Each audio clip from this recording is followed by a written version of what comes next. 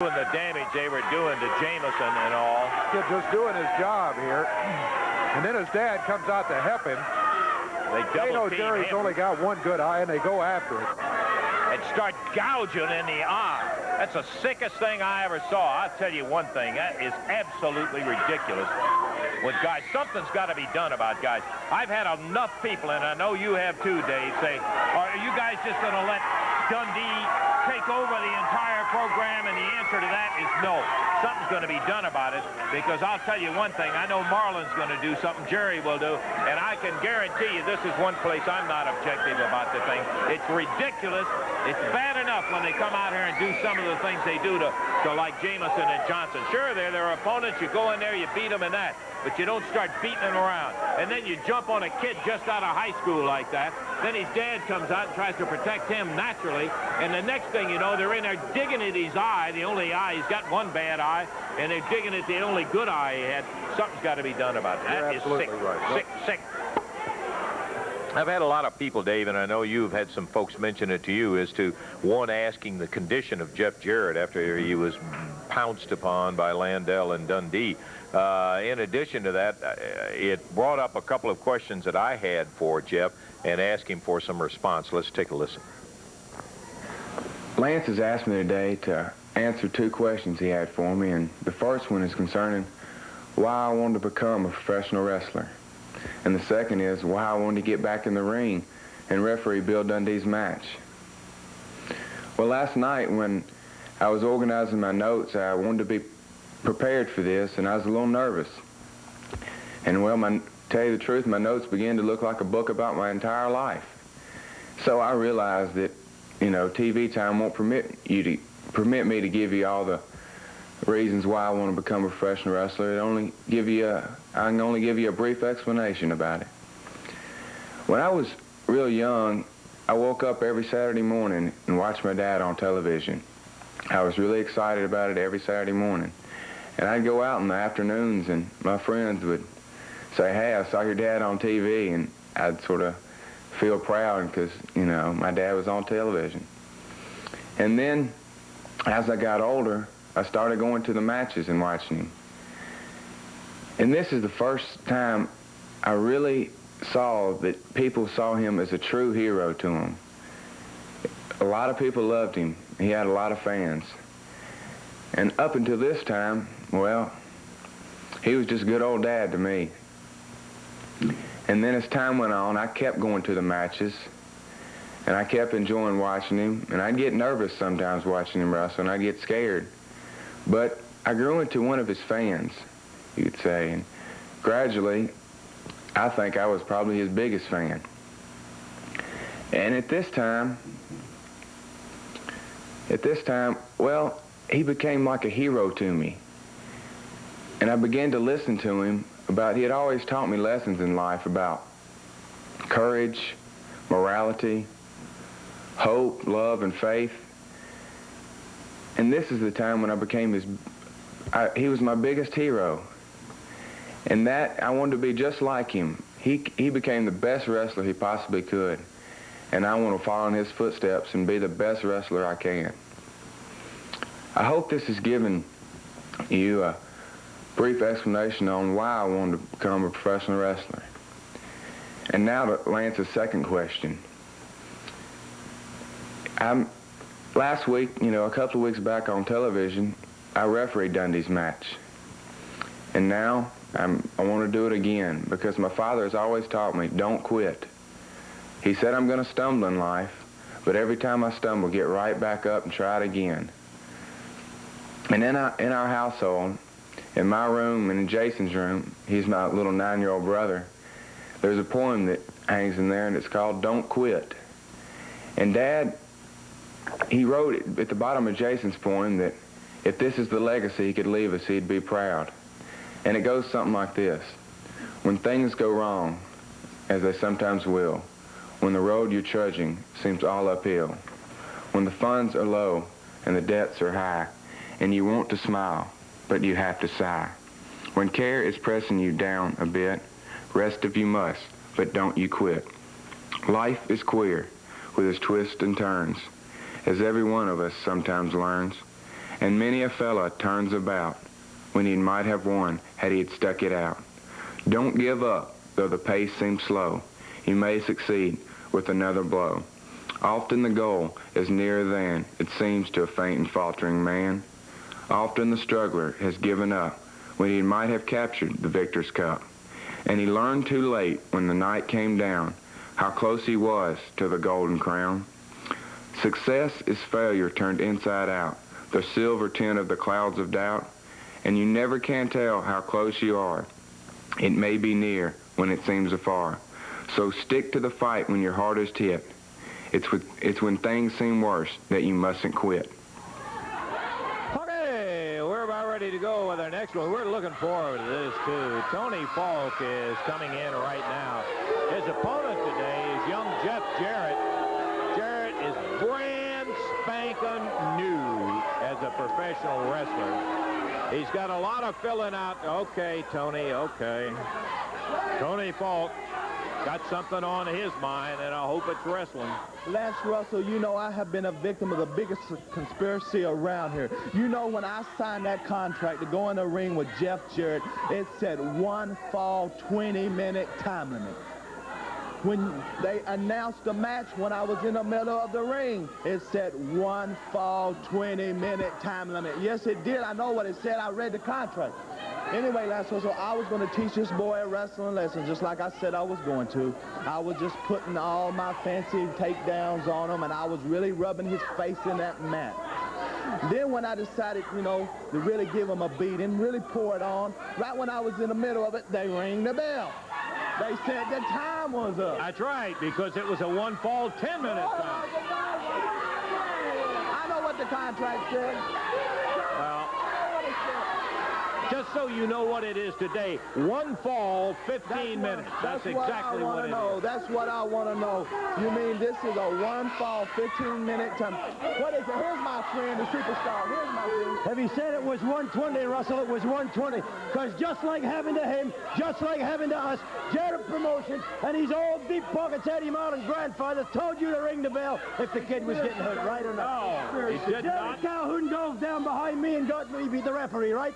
All right, Billy. Now, we've been through that all one time. Now you know where we're going. So now, all we can say is, Tony, welcome to the club, brother.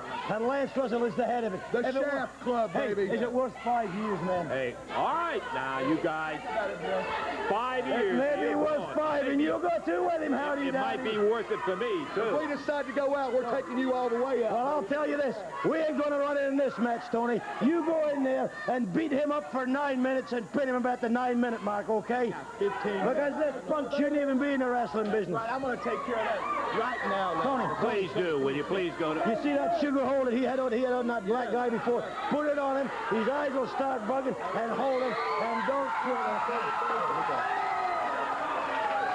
Thank you. Now, get back to the dressing room. You're not staying out here. You're getting away with that silly whip. Come on, Dutch. That's right, he's done it. That's two up. Come on, Eddie, get it. Well, they got those two. Send them on, Billy and Dutch.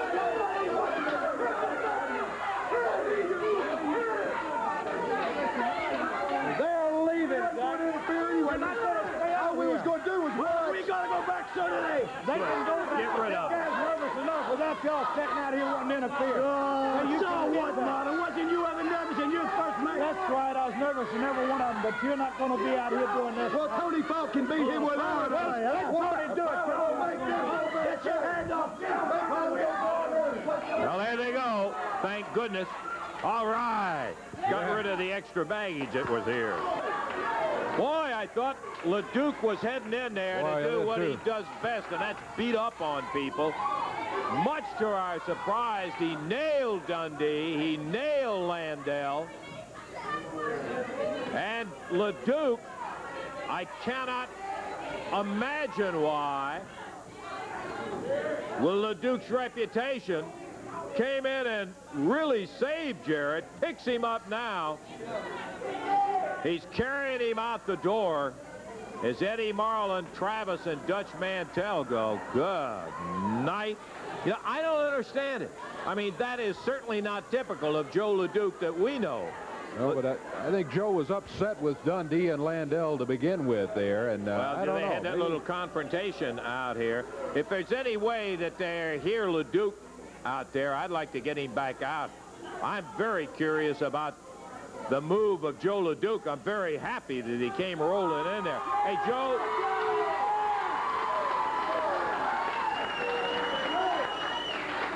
Just a second, Joe. I just want to ask you one thing. I don't want to get in any argument with you. I know that you and I have had some problems, and I've seen you beat up on some guys unmercifully. What in the world, Joe, possessed you to come in here and help Jeff Jarrett out with Dundee and Landell? You know, Lance Russell,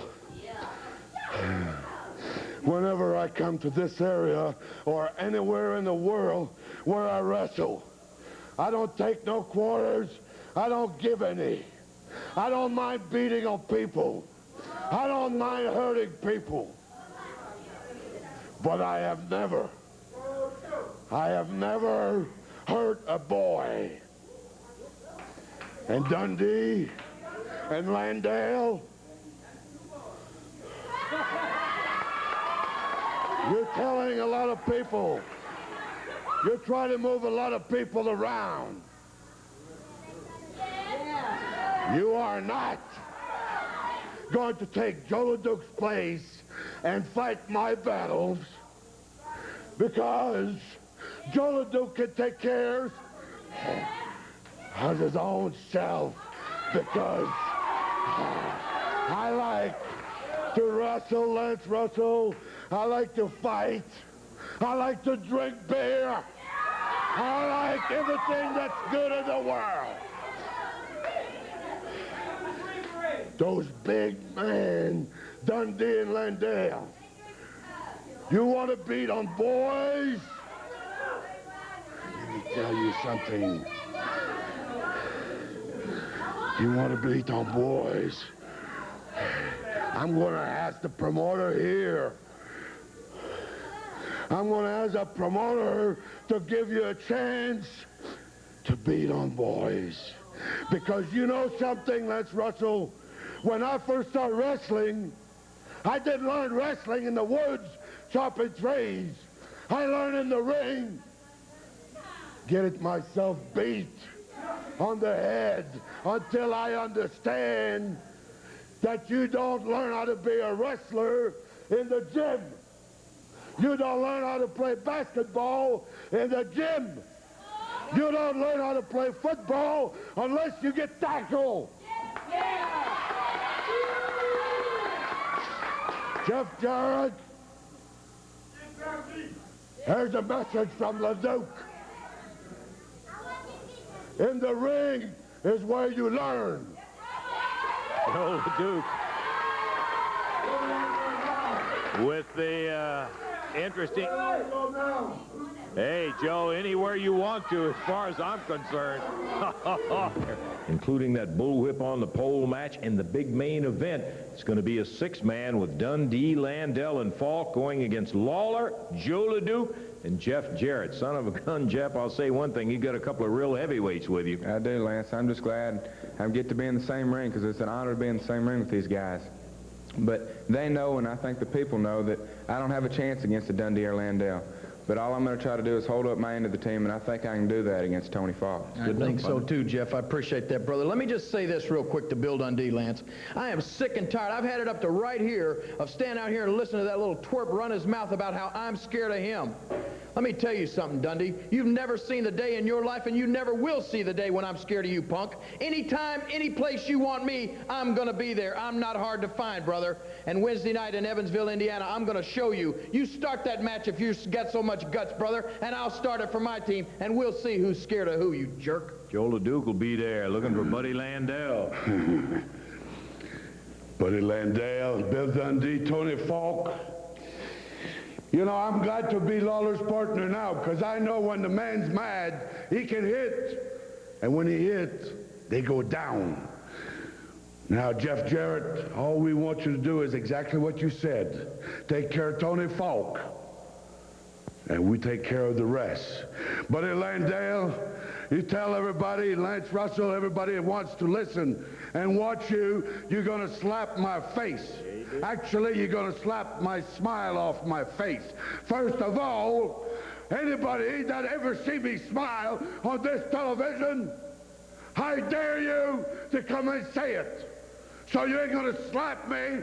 You can slap me all you want. Show me how much of a man you are.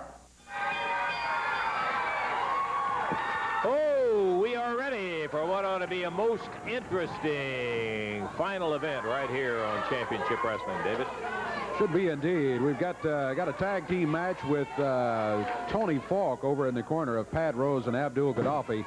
But going against, look at that, Big Joe LeDuc and Jeff Jarrett. Been looking forward to it all along. And we're finally to the expiration of time main event of the day. Referee Jerry Calhoun is telling Tony Falk, sit down in the chair and stay there. I hope he listens. Mighty good idea. I doubt he will. A couple of real bulls squaring off in there right now, Gaddafi and LeDuc. These are two very large gentlemen. An interesting pairing with LeDuc and Jeff Jarrett. By the way, I was impressed with Jeff, a comment that he made. Jeff was saying that he needs to be in the gym learning, but because his name is Jarrett, he's forced to be in the ring wrestling, and that's a very, very good comment to make, and shows you that he's got his feet right on the ground. He is brand new, just brand new. You probably saw the very first effort that he ever had in championship wrestling. He is teamed up with an unusual guy, Joe LeDuc, who just whipped Big Gaddafi right across the ring. Boy, these two guys are both huge, both weighing over 280 pounds. LeDuc with about a 4-pound weight advantage. And he put a right hand to good use there, as you can tell from the reaction from Abdul Gaddafi.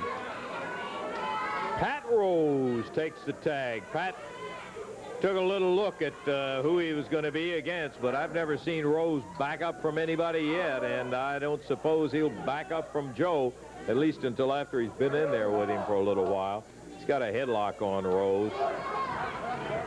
LeDuc, very strong. Oh, wow. Now, did you see that shoulder? It's like a truck ran over him. Oh, boy, oh, boy. He murdered him with that shoulder alone. It just splattered him on that canvas. Ooh. LeDuc swings with the right hand. You are not going to see too much finesse in that. He just uses that superior power. And yet, Dave, saying that, it makes it sound like he's just a plotter and a clubber. LeDuc is so fast for a guy that big. I can't believe it every time I see him display some of that speed. He's got it. He's got the tools, no doubt about it. We've seen him with drop kicks and all sorts of things. Doesn't that knock you out when you see that guy go up with a drop? Look at here! Hey, Speaking of drop kicks, Joe LeDuc popped Pat Rose down, and there's a tag on Jeff Jarrett. Catches him with a flying press. Pat Rose whipped into the rope. Good shoulder by Rose coming off of there. And this time Jeff Jarrett's waiting for him. Look at Jeff move. That's one thing we said about him the very first time we saw him in action. He's got a lot of learning to do. He's got a lot of experience to get under his belt, but God gave him great speed, and boy, he has plenty of that. He's got that athletic ability. He can move in the ring, and he's going to have to use that in his career because he doesn't have all the size that, for instance, a LeDuc has. Look at that. Nice move. Good reversal by Jeff Jarrett. He takes Pat Rose down to the mat and has got him there with the left arm bar. Tony Falk yelling and screaming about hair pulling down at ringside. Good combination of a hip toss right back into an arm drag as he popped Pat over and down and goes into a bar in there. Jeff with marvelous high school credentials as a basketball player, excellent in college, and I think we told you last week, academic All-American at Aquinas where he goes to school.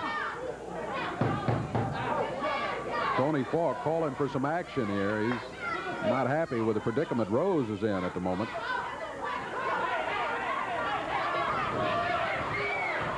Oh, Gaddafi got him with a knee as he came over into the rope. There's some of that inexperience when he was making the cross, and he ran right into Gaddafi, who just blasted him down on the mat.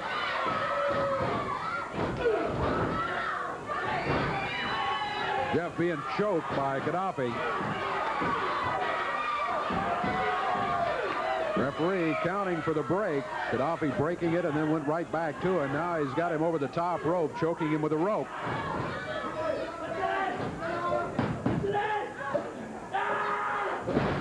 The body slam by Gaddafi. Look out, he goes to the ropes, drops down with the arm. Might be at the cover. Count of one is all he got. Jeff able to break out of it at the 1 count.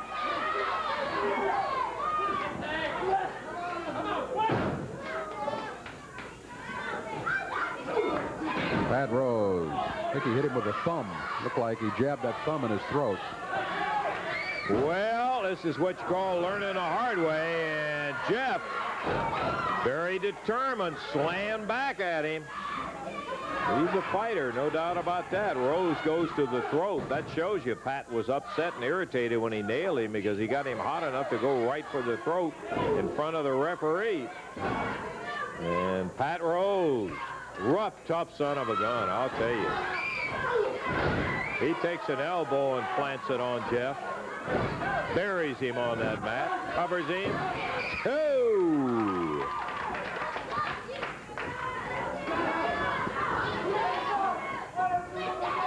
Our time winding down here on Championship Wrestling. We'll check it all for you in just a moment. Gaddafi, big body slam. Look out from the middle rope. Hey, Jeff Jarrett out of the way. Needs a tag. He gets it on Joe LeDuc.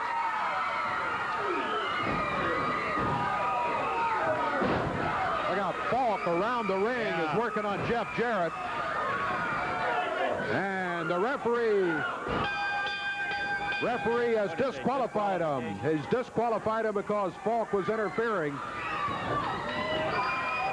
Falk ran around the ring and nailed Jeff Jarrett, who was down on the ring apron. Jeff had just gotten off a tag to Joe LeDuc, and LeDuc was in slamming Rose and Gaddafi, and Jeff was catching his breath on the ring apron, and Falk zipped around there, started beating on him, and now he is just hammering him from one post to the next on the turnbuckles, while Gaddafi and Pat Rose, here comes Lawler. Lawler came in there looking for Falk. Falk was working on Jeff Jarrett while Rose and Gaddafi were keeping LeDuc out of it. There the hands raised. Jeff and Joe LeDuc are going to get the victory by disqualification here. We'll check the time. Be back in a moment. The ring awaits, and arriving in the ring right now, young Jeff Jarrett. Set to do battle here in a single match against the Patriot, who comes up to the ring right now. Bell time, and Jeff, who had just said that he had about 3 weeks in the ring, but that good athletic ability, I don't care what the sport is, the good athletic ability will carry you a long way. There's a lot of other things you got to have, but brother, he has sure got that. Look at that. Uh-oh. Look here, arriving at ringside, Bill Dundee. Bill, don't jump in and mess up a match in here. Yeah, I've seen you do it before. Last of this show, Lance Russell. Now I standing back in the monitor, and this punk in the ring here is out here making excuses for me beating Jerry Lawler and Joe LeDuc. When did I ever need an excuse to beat them, Lance Russell? He wasn't making excuses. He simply said he didn't want to be the cause of them losing some matches in there. He appreciated their letting him be in there on their side. Okay, I'm going to give the boy credit where he's due. He used to play basketball, and he was very good at it. But you know what kind of basketball it was, Lance Russell? It was college basketball. That means he played with a lot of college kids. a lot of preppy kids just like him.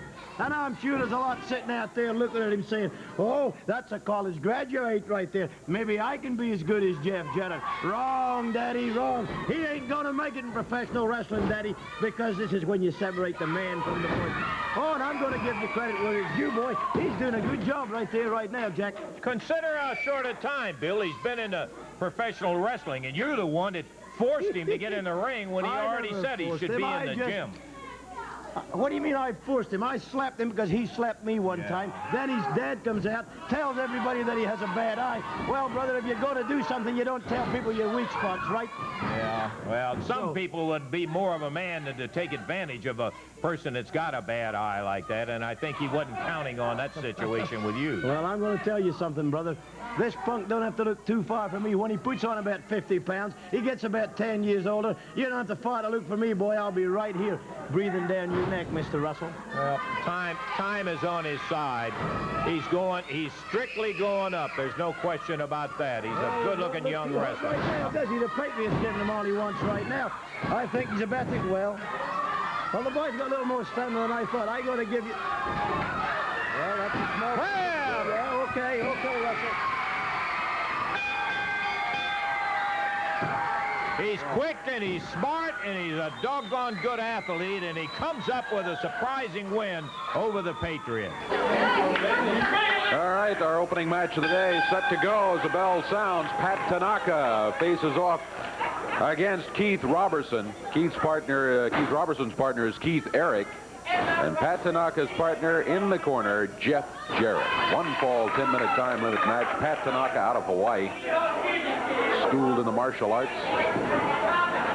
Keith Robertson and his partner, Keith Eric, both out of Memphis, Tennessee, and of course, Jeff Jarrett out of Nashville. Big powerful job, and Keith Robertson says, it's enough of that for right now. He slides out of the ring. Back up on the apron now. He climbs through the rope. Pat Tanaka waiting for him there. Here he comes back again. Bill Dundee over here at the table. Tanaka fired into the ropes. He ducks under. Robertson waiting there. Tanaka let him have it with a very clean chop. There's a headbutt. And Keith Robertson in trouble here. No, he ain't in trouble. He's just getting a breather here. Now, that's a karate chop. That should never even happen. That was side of the hand. That's all right as long as you don't jab with the point of the fingers.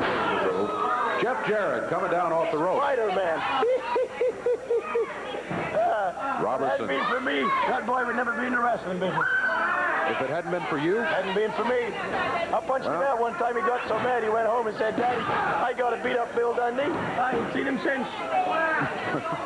You may. Young Jeff Jarrett. Okay. You're like Lance Russell. You've sat here so long. Now look at this. He held on to his stakes, Dave Brown. Why didn't you tell the people that? No, he didn't. It was a nice, clean move there by Jeff Jarrett. Yeah, there's another one. Look at that. You learned all his wrestling techniques off Lance Russell. Biased opinion is what you're giving, Dave. Good drop kick. Caught him right in the chest, and Keith Eric tried to call timeout, looked like. Oh, it's smart. Get a breather. Get the momentum stopped, and then you know. He's thinking now, watch this. Keith Eric's going to take him down for 2 points. Momentum is still with Jeff Jarrett, looks to me like. Whoa, there's a reversal by Eric, and another one by Jarrett. Pulled his hair. Armbar by Jeff Jarrett on Keith Eric. That's a Japanese armbar. He got it backward. Now, watch this double team thing. Oh, now that was good, wasn't it? Keith Eric hits the mat. Pat Tanaka coming in after the tag. He's around behind it, dumps him down to the mat. Wow. Count of 2 and 3. He got it. He's holding his strike. Got the 3 count. There was no hair pulling. It was a clean win for Pat Tanaka and Jeff Jarrett. Mind if I make a comment here, Bill? 2 minutes, 38 seconds to time. Good.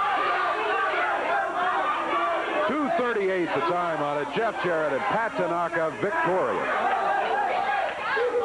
Tiger suplex that Pat Tanaka came down with, and boy, I'll tell you, that was a dandy indeed to win over the team of Robertson and Eric. I wanted to get Jeff out here because, Jeff, really ought to be the happiest day of your life. Boy, a young fella who's really not been in wrestling long, and you and Tojo Yamamoto came down. You got a stunning upset over Sato and Goto and won the international titles. After it had been accomplished, and that's all I knew to say to the people is I don't know what happened. Tojo walked out on you, and what did happen? Well, Lance, you know about as much as I do. All I know, I was in the ring, seemed for a long time, and I was fighting. And I finally got a tag to him. The next thing I know, I couldn't even get my breath, and he tagged me back in. And somehow, Lance, I rolled one of the guys up and heard the 3 count. The next thing I remember, I don't really remember because. Well, but no wonder, too, because it was at that point that Akio, Sato, and Goto jumped you. Right. And they were beating the stew out of you. And the only thing I remember is I saw Pat come through the ropes, and I was behind it at the time. And when he came in, and after he cleared the ring, I was walking back, and I said, "Where's Tojo?" I've been trying to get in touch with him. Lance, I don't know really what happened. All I know, you called him, and I've tried to get in touch with him all week, and I don't know where he is. He hasn't said nothing. He didn't say nothing after the match. He just left. Well, what about the titles now, Jeff? I have no idea. You know as much as I do. I know that we have the titles right now, but looks like I don't got a partner that'll be on my side. Well, I'll tell you, here's a guy that was on your side when you needed him. I'll tell you what, Jeff, man, Tojo is not your friend. He walked out on you, brother. You got to stop being such a nice guy. Go after him, man. We're going to show Tojo and Goto. You're going to show nobody. Yeah, we'll show him what it's all about.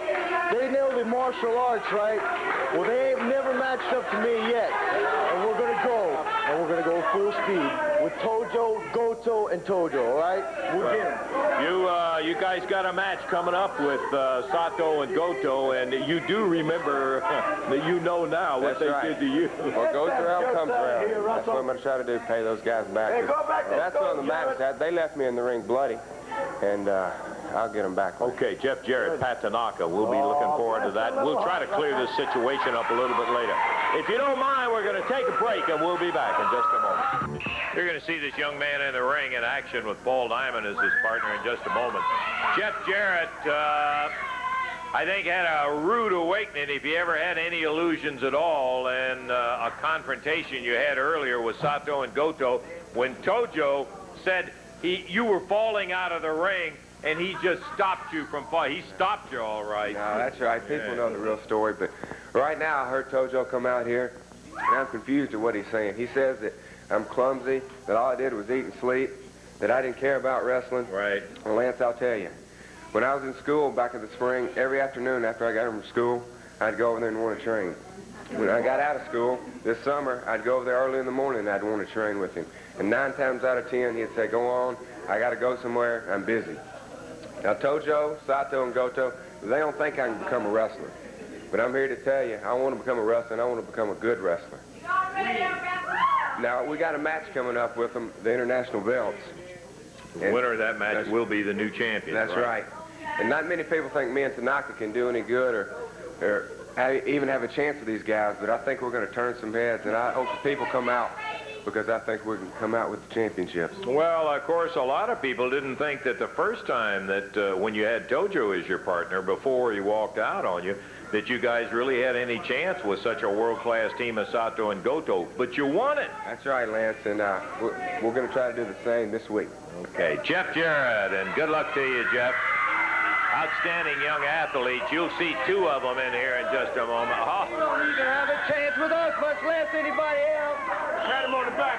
Big Lou and Jerry Bryant of the Memphis Vice. They'll be in there against Paul Diamond and Jeff Jarrett in this tag match.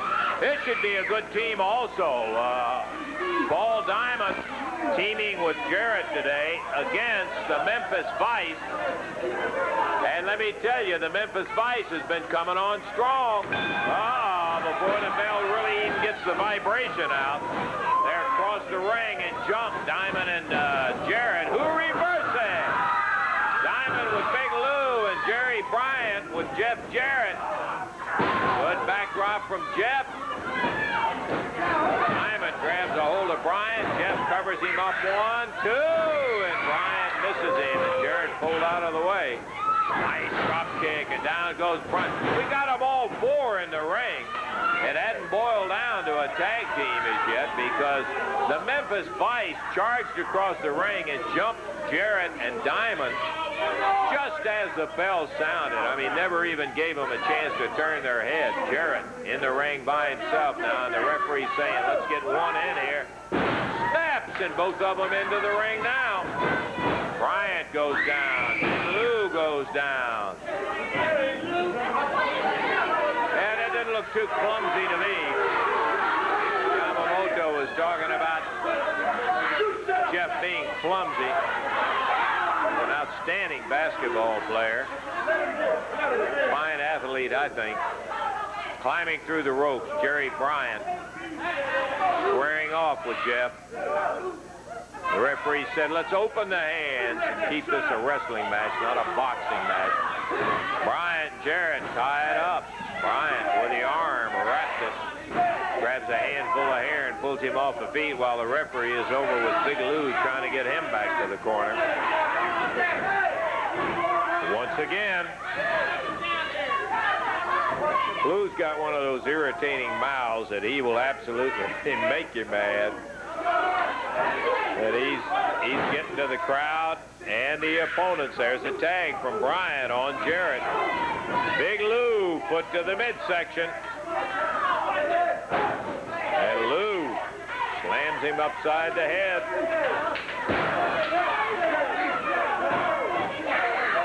Tag on Jerry Bryant. With the knee of Bryant, a head slammed into it. Jarrett down in the corner. He needs to get over to Paul Diamond, but he's a long way away. Bryant whips him in. Clothesline, and down Jeff goes. They're keeping him well on this side of the ring so he can't tag his partner. Body slam. And Bryant baits Paul Diamond in, so the referee has to intercept him while that's happening. Jarrett caught in the corner by Big Lou and Jerry Bryant. The referee turned around and saw him. Jumps on him right away. They said, oh, no, no, no, no.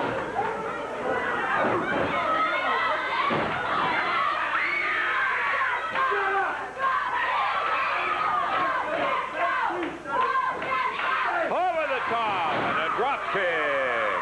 Here's a tag on Paul Diamond. Paul rushes Bryant in. Backdrop. Bryant and Big Lou. Slams those heads together. Now with Jarrett on Bryant. Paul Diamond has got Big Lou. Uh-oh, here's Sato and Goto. Jump in the ring. It'll be a disqualification. 3 minutes, 36 seconds. Disqualification. The winners will be Jeff Jarrett and Paul Diamond. But Sato and Goto pounding away on Jarrett. Meanwhile, it's Big Lou and Bryant on Paul Diamond. Here come the Nightmares. That evens things up. And the Memphis Vice and Sato and Goto split. Up with a side kick. Covers him 1, 2. Yeah, he got him. 4 minutes, 30 seconds the time. Akio Sato, Tarzan Goto with Tojo Yamamoto in their corner. The victors in the match. Tracy Smothers and David Baker gave them quite a battle, but just not enough. The winners again, Sato and Goto in 4 minutes, 30 seconds. Well, the international tag champs held on to their prestige by defeating rather easily the team of Tracy Smothers and David Baker, but it's a far cry from going against the exciting challenge that they've received from Jeff Jarrett and Pat Tanaka. Tojo, we're going to give you all the time in the world, but before you get into it, I want you to take time and listen to what Jerry Jarrett had to say about the Kendo Lumberjack match that is in the offing for your champions. Let's listen to Jerry. You know, it seems like it's only been a couple of years ago that I started in the wrestling business. It's been a lot more than that. But when I first got started, Jackie Fargo sat me down and he said, Jerry, you'll be going on television all over the country, and you'll be talking to the fans. And when you talk to them, don't ever tell them anything that you can't live up to. Don't ever say, for sure, I'm going to win a match unless you can win it, because they'll get real down on you real quick if you say something and you don't live up to it, and that's understandable. So for the past couple of weeks, I've been saying that I was going to come out and I was going to help Jeff and Pat Tanaka get the international title. And, well, I don't guess I helped them enough. I've gotten to Tojo. He's got a few knots on the side of his head, but the matches have either ended in a disqualification or Jeff and Pat have lost, so I haven't been much help. So I'm not going to stand out here today, and I'm going to tell you that come down to the matches next week, and Pat and Jeff are for sure going to be the international champions, because I don't know what can happen in a wrestling match. I know that I'm going to try all that I can, and I know Pat and Jeff have more heart than any two kids I've ever seen. They're going to be giving it their all. But there's one thing I can tell you. We've asked for a match in which Tojo Yamamoto and myself are the Lumberjacks. We're both going to have a stick, and it's going to be legal. You won't be able to get disqualified for using the stick as long as you don't come into the ring. Now, Tojo Yamamoto, that means you're on the floor all night long, and I am. So I am going to promise the fans one thing. Tojo, you're going to get a beating that won't quit, because it'll be legal. Now, I can promise that, and I can live up to it. Well, there it is. Very straightforward. Jarrett talking about it, and he's talking about the Kendall Lumberjack match that will be coming up in the coming week, Tojo. Well, first thing I want to say, Mr. Lance Russell, Jarrett, all he do is listen to the wrong guy. He listen to Jackie Fargo, and then what, we try to hurt me, and you can see the tape that we didn't do nothing. We legally won. We won unanimously. Now, Jarrett, look, his son, his retarded son, and Pat Tanaka, they can wrestle. They cry, and they want the daddy to help him. I don't want, if I had a daddy, I won't let my daddy come interfere in any kind of match. And now they want a Japanese kendo stick match. You think my boys will run away outside to the ring? Retarded Jeff Jarrett and Pat Tanaka is the one afraid and trying to run away from our boys. If they want to wrestle, stay right inside, because I tell you what, my boys is not going outside run away. His boys going outside run away. I'm going to keep the Jeff retarded Jarrett inside the ring. That's how we get the kendo. Well, it will be legal to use the kendo. What is he talking about? Never mind your own business. Sato-san. You know, I don't mind a Jarrett by the ringside. I'm not worried about anything about that. The men Goto, no way they can beat us. We're going to be state champion forever. No way, those two punks not going to beat us. Well, you understand that anybody who hits the floor, Tojo and Jarrett can use that without disqualification. What Jarrett try to do is he try to destroy me, he try to kill me, because I don't do nothing in the ring. You know that. I never try to interfere in my match. But Jarrett, you know that you got one eye. And I tell you what, my boy's going to take out the other eye. We make you one-eye bandit. Can you keep him quiet sometime? All right, we'll be back in just a minute. Jeff Jarrett and Pat Tanaka made an unusually successful young team. We've got an unusual video, kind of a music video that I think you might enjoy. All right. Opens up with Jerry Lawler talking to these two. Let's take a look at it. I want to welcome everybody back now to the Jerry Lawler Show, and our special guest today in the one-on-two segment today, we have Pat Tanaka and Jeff Jarrett. Fellas, I want to welcome you to the show. I want to get right into the meat of this interview with a question that I'm sure a lot of the people have wondered. What's some of the things you enjoy most about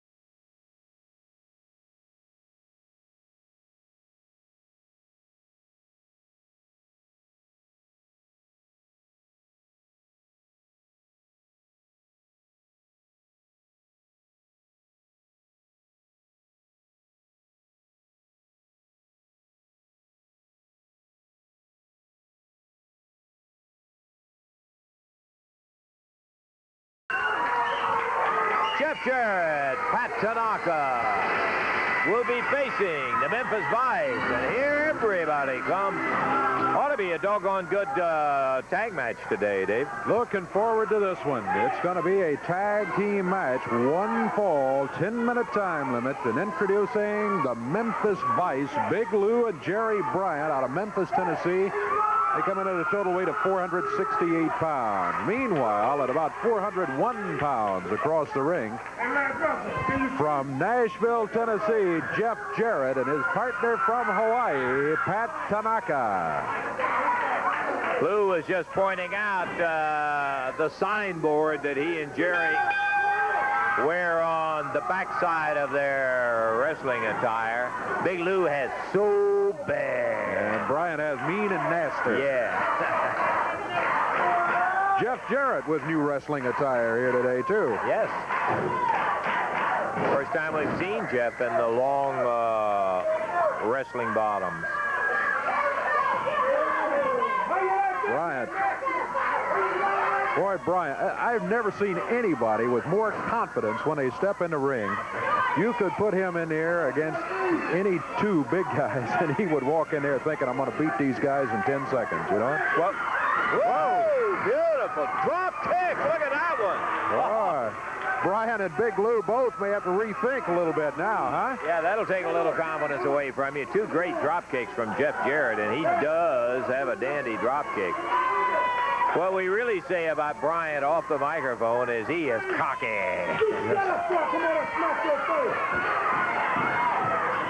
As Bryant climbs back up in, take a look at him up in the air. Look at how high What a he is. kick. Ooh, wow. Immediately back on his feet, and bam! He nails Big Lou. Super move by a very, very fine prospect, Jeff Jarrett.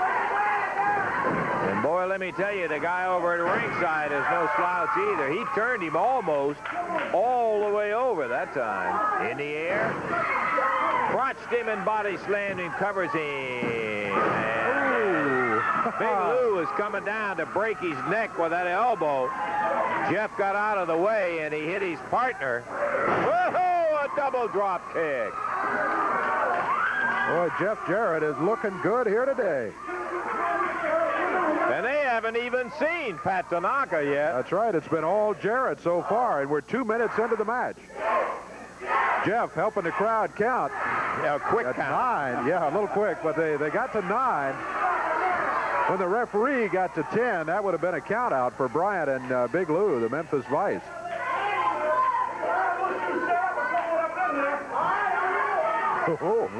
Lou inviting one of his tormentors up into the ring there. Somebody's been yelling at Big Lou ever since he stepped out here. I think Lou's temper and disposition a little short after that drop kick from Jeff. Look out, though. Oh, yeah. From outside, Lou Winston. He's got quite a reach on him, and he reached into the ring with that right fist and tagged Jeff Jarrett with it. Bryant with Jarrett backed into the corner. Look at Lou Winston from outside.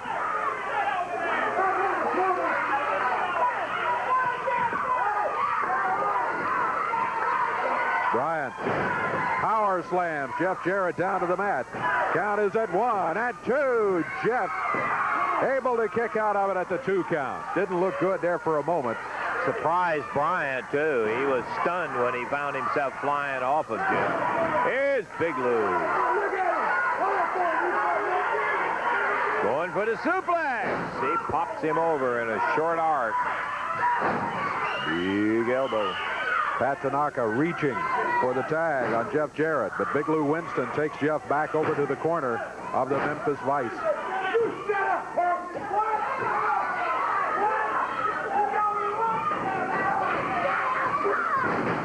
Jeff might well use a tag on partner Pat Tanaka at this point as Bryant and Big Lou have kind of turned the tables around, and Bryant adds to it by ripping a right hand. In the air again. Another body slam. Jeff Jarrett, center of the ring.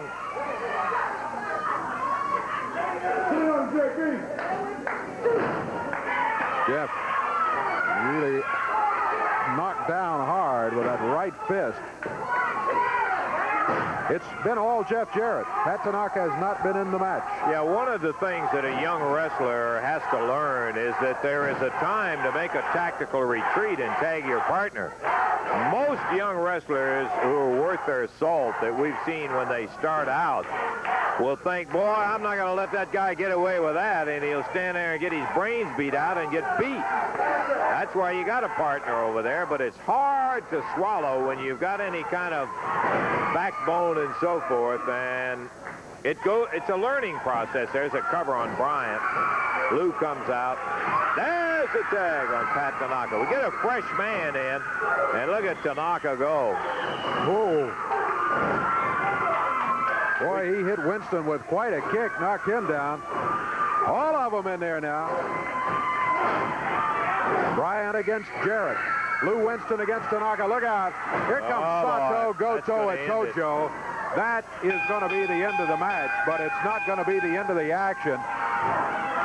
As Sato and Goto go to work on Jarrett and Tanaka as they're being held up by the Memphis Vice. Now Bryant and Lou Winston leave.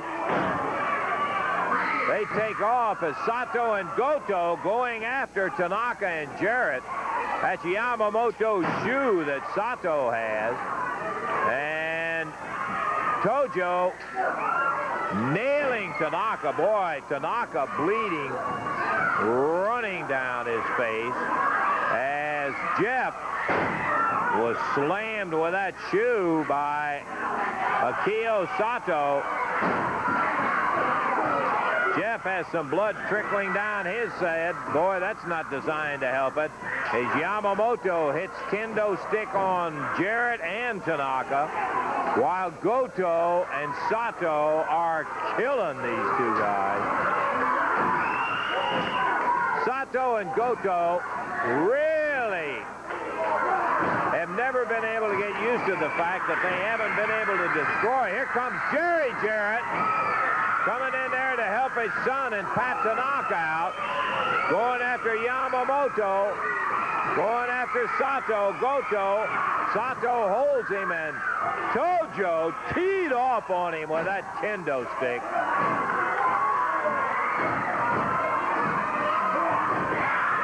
Here comes the King.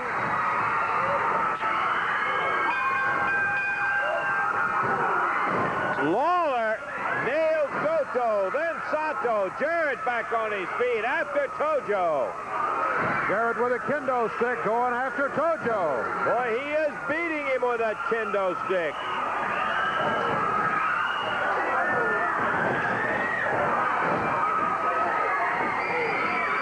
And Sato, Goto, and Yamamoto figured out that 4 better not tangle with 3.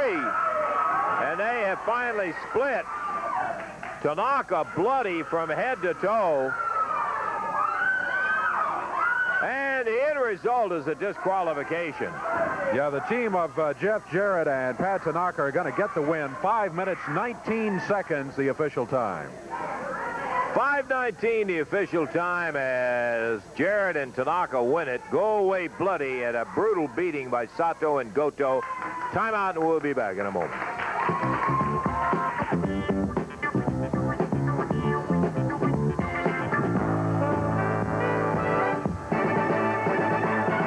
It's just about out, Dave. It is running very short. Wanted to bring you what action we could in this one, even though time is short. Oh, look out. Pat Tanaka, Jeff Jarrett in there with some boards. That's going to end the match at the 59-second mark, and the win is going to go to the Japanese team. But it's payback time for Pat Tanaka, Jeff Jarrett, as they're working on Tojo.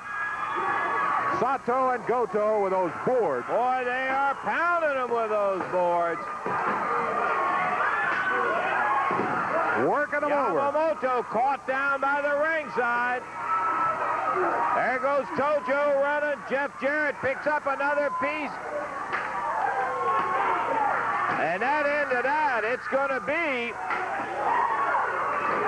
It's going to be a disqualification, but did they get their money's worth? Boy, they did. Good night. Woo! Wow.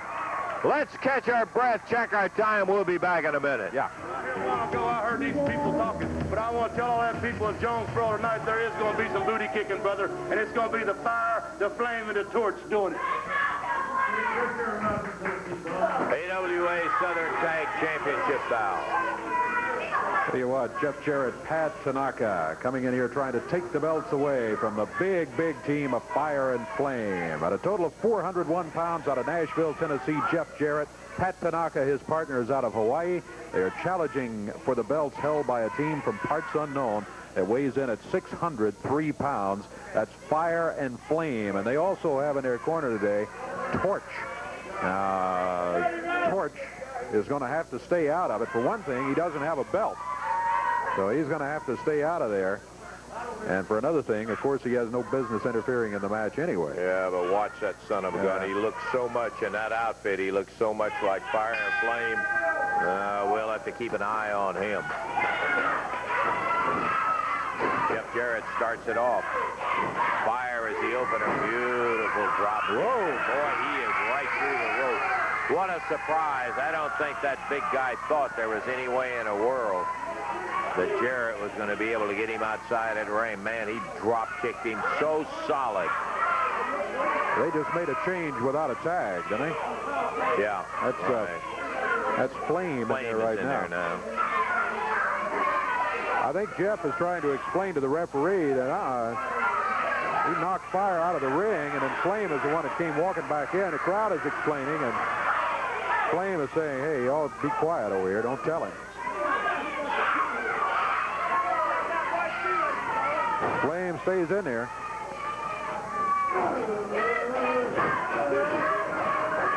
Nice reversal. Body slam on Big Flame. Tanaka zinging him with the right hand. Yeah, there's Torch. There he goes. That's Torch. He just stepped in there. No, that's Fire. No, you're right. You're right. It is Fire. Confusing. Can you imagine a referee if we're that confused down here? Absolutely. Even when you sit there and study him the way Dave and I are doing, it is so hard to tell them apart. Fire back in there with Jeff Jarrett. Jeff kicked him back nicely. Look at Jeff go. He was ready to hook him again, and Fire said, time, hold it. Now a little switcheroo. There's Torch. When he came outside the ring, I started watching Torch to be sure that we got it right, and that's true. That's who that is in there right now. Yep. What we're looking at here is a tag team match that's got 3 against 2. Right. They have 3 men that they can send in there, Fire, Flame, and Torch. That's exactly right. You're calling it. It's a handicap match is what it is.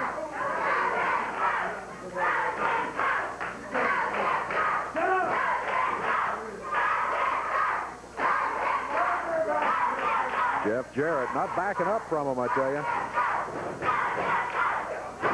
Nice drop kick by Jeff Jarrett. Boy, he's got a dandy. Man, he's got so much power in his leg.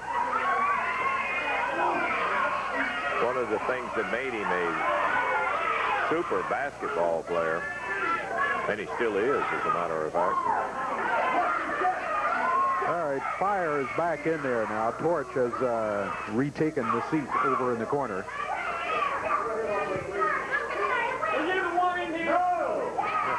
No, referee said, are you the one in? Were you the one in there? Oh. Jeff got out of the way, and Fire zipped right in with that knee and hit Flame. Yeah, Torch denying emphatically that he was in the ring there.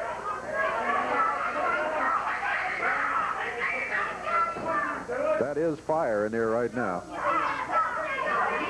Jeff was talking about him going into the tights, thought he had something in his hand, but referee didn't see anything. Pat Tanaka has not been in as yet. And if this match, yeah, we'll just have to keep the tape going and show you this because our time is running out on our championship wrestling. But I can promise you, we will tape the conclusion of this one.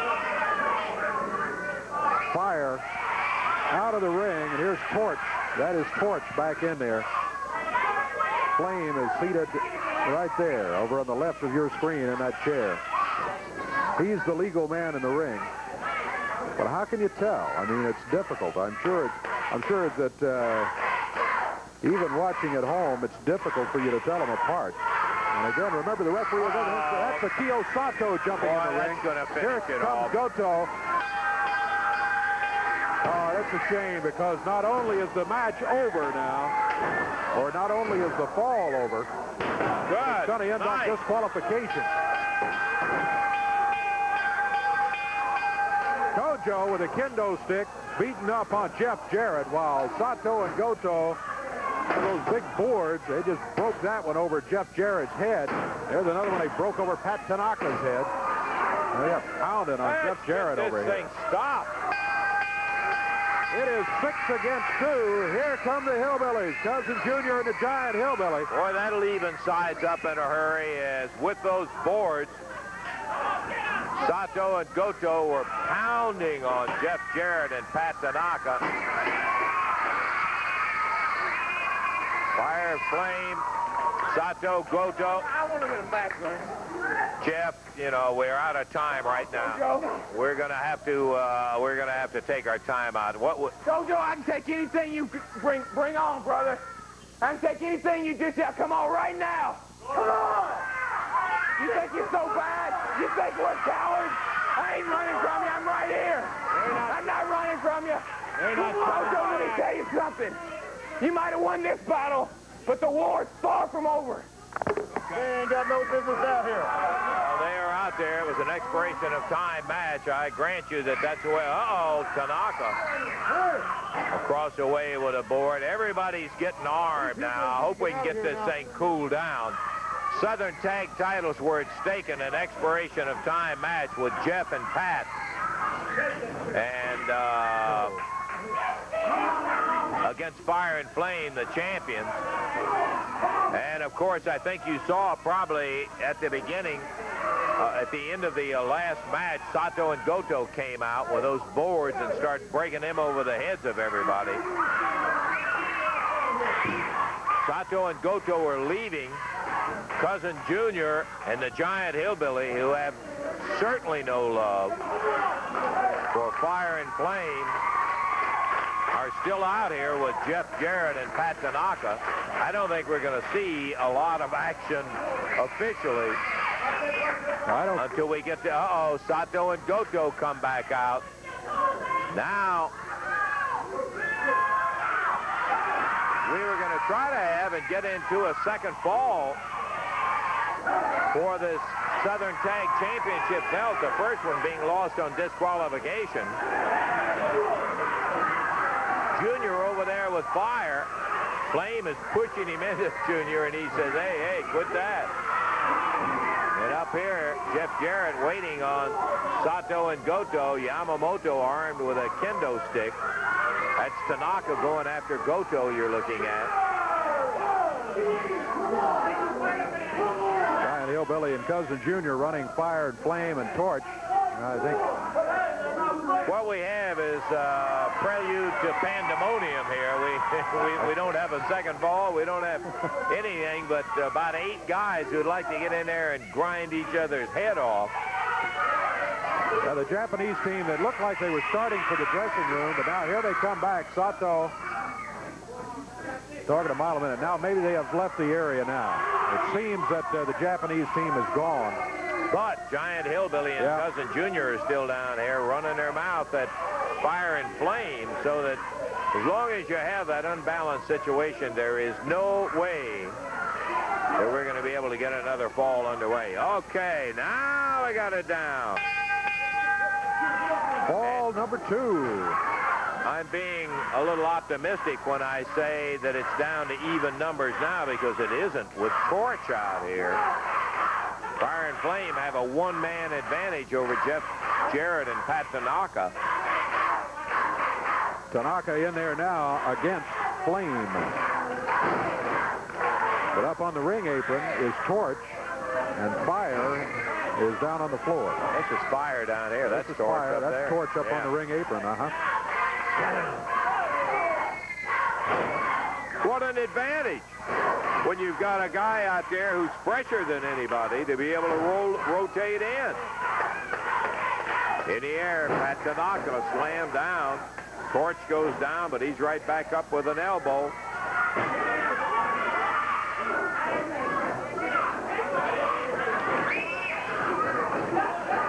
Tanaka into the double elbow off the rope.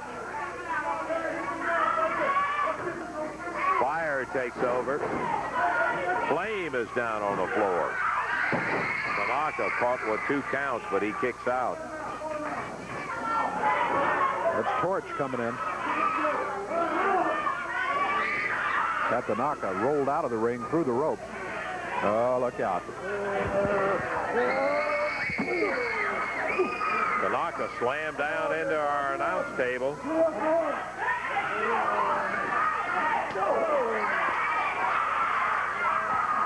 Wow. Jeff Jarrett comes down to help his partner out. Referee trying to get Flame to stay away from him. In the heat of the battle, he doesn't recognize and doesn't really probably remember that this initially was Fire and Flame defending the belt.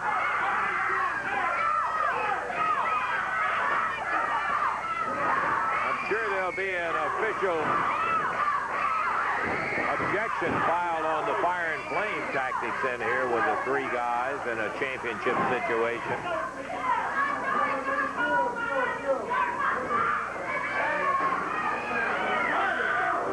We still got plenty of time, and this was set up as an expiration of time match.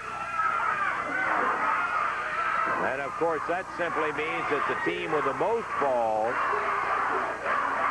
at the end of the expiration of time will be the victor. Uh-oh, look out. Yeah. Sato and Goto came back in the studio wrestling area. With boards in their hands. With boards, correct. Oh, boy. Tanaka flying through the air. Big knee dropped down. These guys are so big. That's Flame in there now. 300-pounders. Tanaka trying to drill his way back into contention here. They won the first ball, but by disqualification. Jeff Jarrett with a big high drop kick.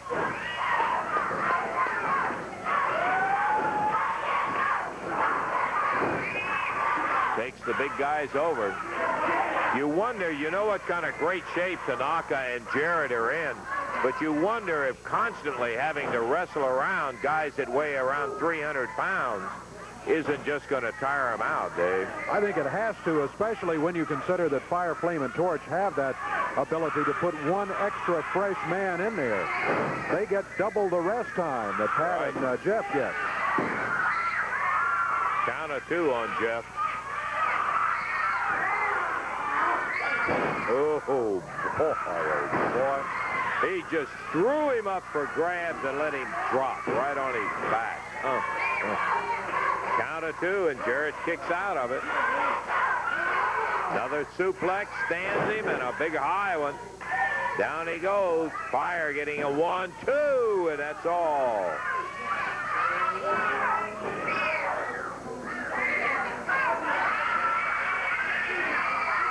Jeff down here on the floor, and there are 2 of them after him down here. Jeff battling for his life.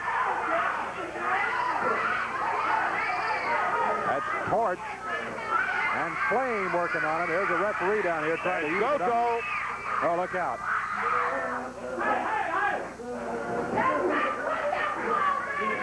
Referee saw Goto and ran him out of here again. Meanwhile, Flame and Torch continue to work on Pat Tanaka. Fire has just thrown Jeff Jarrett over the top rope. Jeff is down on the floor. Pat Tanaka rolled back in the ring now. Look out, there's Jeff, and sneaking up on him is Tarzan Goto with a board. And again, the referee sees him and sends him back out of here. Not doing Pat and Jeff any good. Look out, there's Sato and Goto. And there's Cousin Junior. Thank goodness, because they were just getting ready to attack Jeff Jarrett.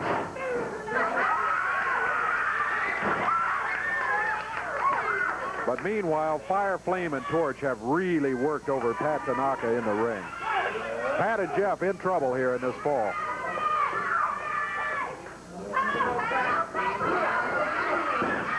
Upper arm by Flame. And a cover. 1, 2. Yep, just a 2 count. Pat hangs in there. Got the right shoulder up off the mat at the count of 2.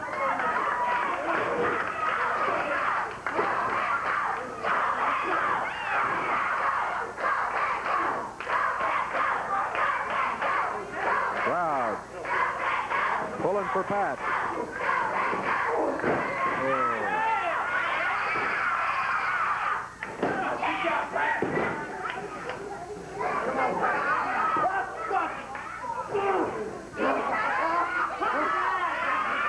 Pat Tanaka, he in trouble. Knee to the back. Fire, Flame, and Torch have taken control of this second fall of action. First fall went to Jeff Jarrett and Pat Tanaka on disqualification. Look at Pat, he rolls him down. 1. Only a 1 count. Flame able to get the shoulders up at the count of 1. It looked real good for a minute, like Pat might be able to hold him there for the 3 count. Tanaka off the ropes and a double backdrop into the rope. Tanaka thrown all the way across that ring. Fire, Flame, and Torch really working on Pat Tanaka. That's Fire in there right now.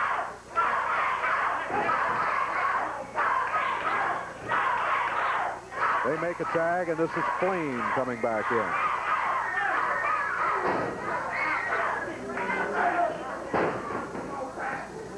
Flame hammers Tanaka down to the mat. Picks him up by the hair. Much time. We got about 20 seconds. There's a tag made. Our time is running out, Dave, as we're getting close to the expiration of time. And as it stands now, with the only fall having been won by Jarrett and Tanaka by disqualification, they still will not get the titles. What they needed to do was to win it. Our time is out, and that's going to be it. Time is up. We're out of time. Yep, time is up. You're right. That first fall ended. That first fall ended on disqualification, and the belts don't change hands on a disqualification. You got to win them outright on a pin. What they had to do was to win a fall and then get to eliminate the disqualification, and then really come back and win 2 falls is what they needed to do. Right. Under the expiration of time format. Tojo Yamamoto, who will be introducing the challenger a little bit later, had some words to say. Let's take a listen. We haven't heard this yet. I want to find out what Tojo's got on his mind. Jerry Jarrett, I'm here for buy this television time, and I want to let the whole world know about you. You no good son of a gun, Jerry Jarrett. You no good American, what do you call it, punk. Words cannot express me everything. And I tell you, Eddie Martin, I come to ask you before 1 month about Jerry Jarrett, that I want to wrestle Jerry Jarrett. No, you tell me Jerry Jarrett get eye trouble, and then you tell me, hey, Jerry Jarrett, semi-retired. What? Now all the American people can see they have these pea brains. Jerry Jarrett can manage Yeah, can hit us, can beat my brains and everything. That no good son of a gun, he can see. He cannot see with one eye. Look, he wear mysterious mask. He bring referee. He try to hit me, try to hit my Imperial boys. He's a no good son of a gun. And now I want to tell the whole fans again, I buy this time, Jarrett, you no good, stinking, crummy American punk, you. I'm going to get you, and I'm going to let everybody know. You no good punk. You no good punk. I say, banzai! We'll be seeing Sato and Goto in a match coming up in just a moment. As coming in right now, Tojo Yamamoto, Sato and Goto with their international belts on. What is all of this, Tojo? Everybody say we sneaky Jap. Jarrett said that we coward Jap. I tell you what, we not coward or sneaky Jap. We are Imperial Supreme Japanese. We tell you now. I'm going to do now. Oh, if no. Jeff Jarrett comes in the TV today, I'm going to beat him up, and I'm going to paint his back yellow streak, and I'm going to beat his back with his belt like a dog. And you don't need that paint in there. Why don't you just get it out of here? Jarrett, bring his retarded son. I tell you what, I'm going to beat him up with his bull whip and whack him in his back, and I'm going to paint this yellow behind his back. Yeah, and then he is a yellow because he look like a dog anyway. He look like the yellow dog. Yeah, you just keep making comments about Jarrett. But now, my two Imperial wrestlers go in there. We're going to beat them like a dog, and we're going to paint this yellow streak behind their back. Ikimacho. Go. Why don't you guys just leave the paint? Tojo, take the paint out of here. Now, you don't need that paint in here. Boy, I'll tell you what, he's already cost Tracy Smothers his Mid-America title today. Brings in a bucket of paint in the belt. Okay, Davey, we're, I guess, as ready as we're going to be to see Sato and Goto in the ring. All right. We've got a tag team match coming up here, and the Japanese team steps in the ring already in there. Their opponents at 419 pounds, both out of Memphis, Tennessee, Jim Jamison and David Johnson. Akio Sato, Tarzan Goto with Tojo Yamamoto in their corner. This match is one fall, 10-minute time limit. Starting out, it's Tarzan Goto. He usually starts the match. Starting for the other team, Jim Jamison. Jamison back on the ropes, and Goto let him have it with a couple of right hands. That hard head of Tarzan Goto being put into play early in the match. Yeah, they use that as a battering ram on a number of different maneuvers in there. You can still see that flour or powder or whatever it was that Fire christened Lawler with in order to get a 1-2-3 on him. Oh, Akio Sato. Boy, this guy is dangerous. I've said it before. Pound for pound, he may be the most dangerous man in the wrestling business today. Yamamoto outside with that kendo stick. They, without any question, are heavy favorites in a match with Jamison and David Johnson in there. With all due respect to them, they're not in the world class that Sato and Goto are. Big foot to the side of Jim Jamison, and they pound down on him. Jeff Jarrett, Pat Tanaka are out here. Oh, no! Jeff! Oh, why? Pardon me for laughing. I gotta tell you. Stop it? Yeah, they're stopping them. Uh-oh. Referee has just stopped the match. Okay, come on.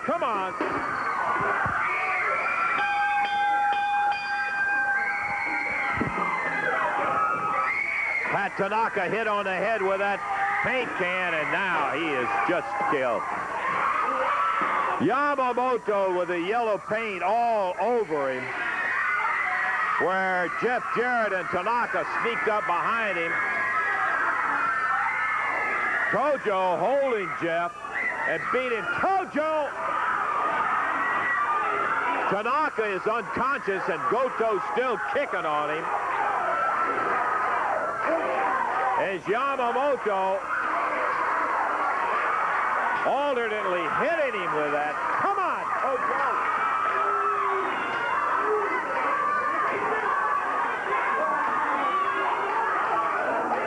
Look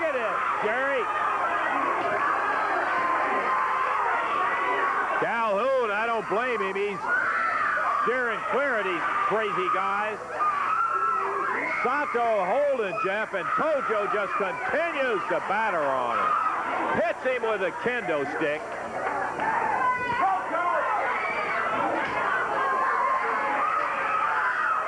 And Yamamoto just continues to batter away, and Goto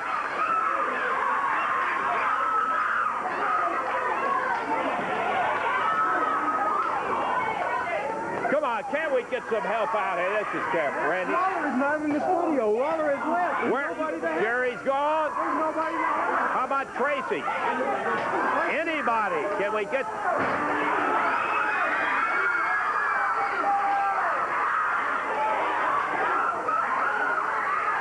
Let's get some help. Eddie. Here comes Eddie Marlin. Uh-oh. Goto drops him down there. Tojo! Will you get away from there and get out of here and take that... Coward. The top, you see what I mean? You beat him out with a stick in there, and you hit him with a belt, left him... Now I'm going to beat his father. You understand? Yeah, where is Jarrett? Where is the coward Jarrett? Yeah, he doesn't happen to be here today, and I'll tell you, you wouldn't be doing... Will you guys quit that? Come on. Sato, Goto, leave him out. Get out of here. Boy, I'm telling you.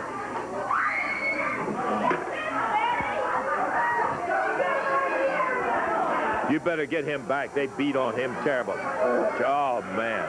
God, watch his back, Eddie. Watch his back. This is uncalled for. Well, you're right, Eddie. Uncalled for. He's calling everybody dirty cowards. He's got two choices. He can come out here right now and fight me. Come on now, Eddie. Eddie. Get him out here. No. Get him out here and kill him. That's not the way to handle it, Eddie.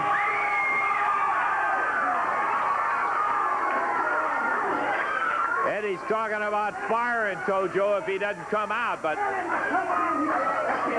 I don't think that's the way to handle it. You need to help Jeff out of here. He's telling me to count the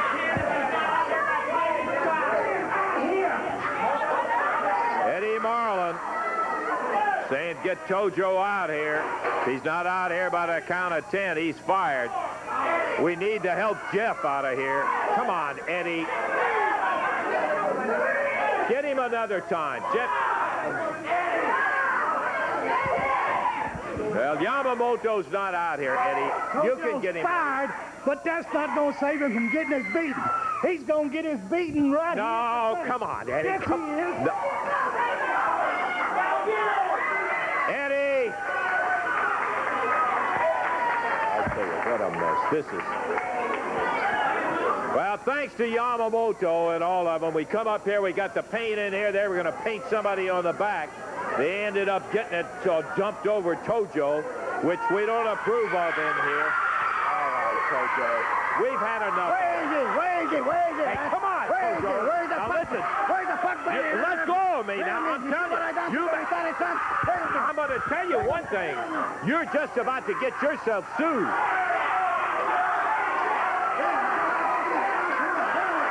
Wait till Eddie Marlin runs out of there. Then you come back in. He's not looking for you. You're going to get yours. Oh, no. As Eddie comes through the ropes, Tojo hits him with salt right in the eye.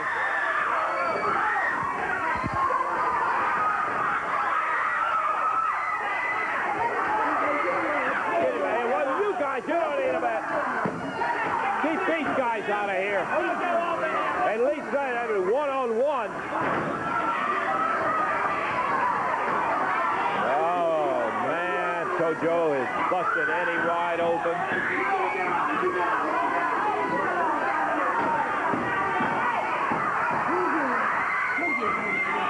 We need some help. This thing is just totally out of control. And Lawler's not back there? Get him out of here! Get him out of here!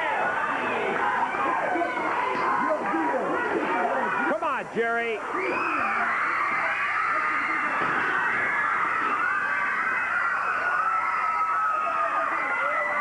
Well, come over and beat him on the head for pulling that. Jumping up there. I'm telling you what, Tojo. You are nothing but trash. Yeah, you're just trash. You're a disgrace to your own people. Come up there and do that. You never did a decent one-on-one thing. I'm embarrassed they even ever thought that you were a friend.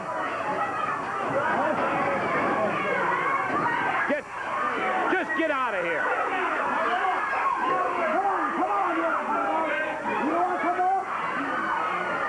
Can we get some help and get this thing straightened out and get these guys out of here? I'm going to tell you, Tojo.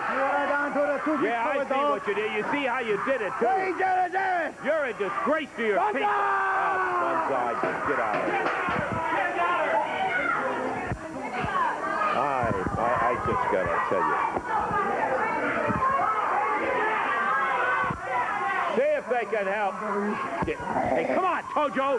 I told you to get on out of here. Get on out. I'm going to tell you one thing. You can beat me up. I'll sue you. I'll get you in criminal court. They'll have you. Now, you get out of here, and I'm telling you what, don't put your hands on me. You better.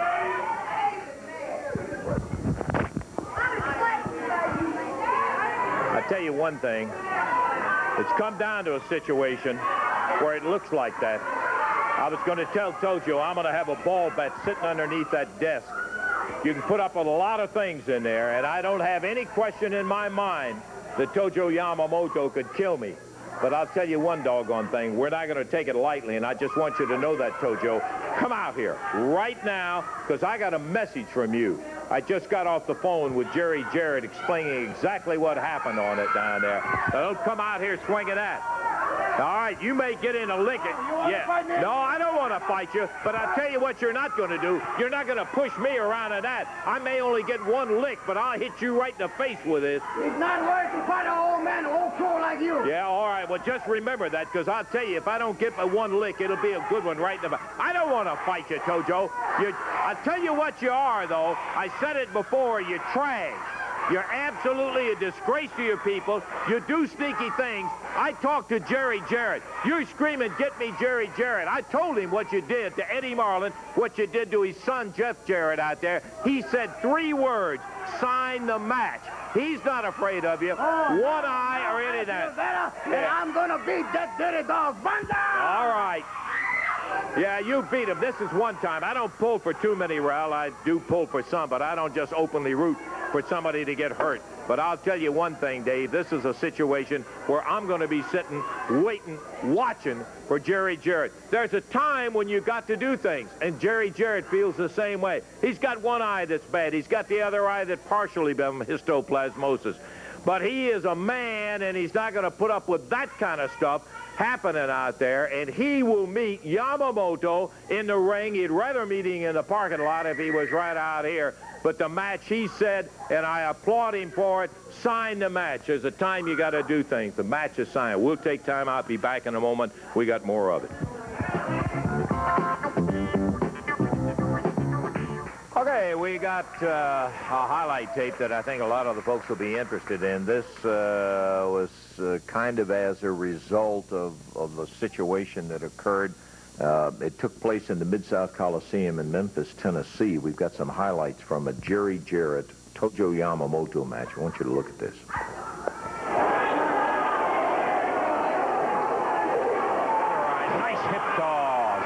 Remember, these two guys were once partners, and in addition to that, were long-time respected Southern Tag Team champions. Jarrett starts right out working on the arm.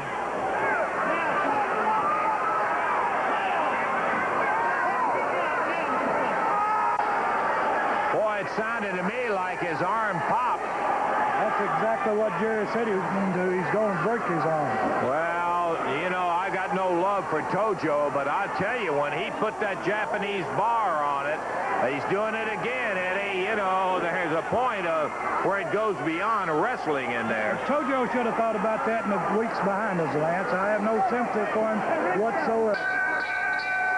There was a distinct pop when Jerry put that Japanese armbar. He's beating on his arm now.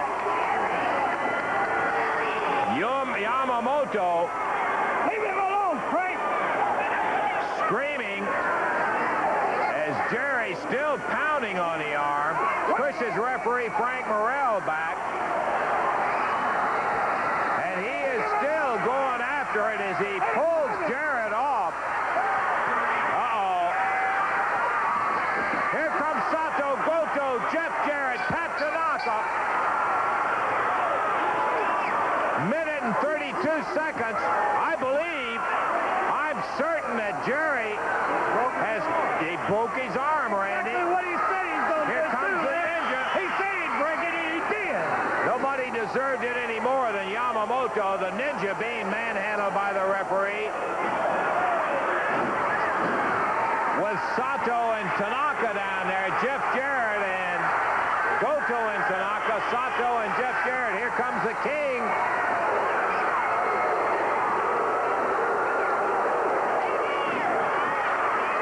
Jerry's still pounding on that arm of Yamamoto.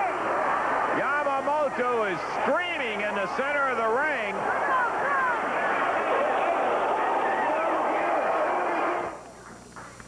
Yeah, just a comment or two.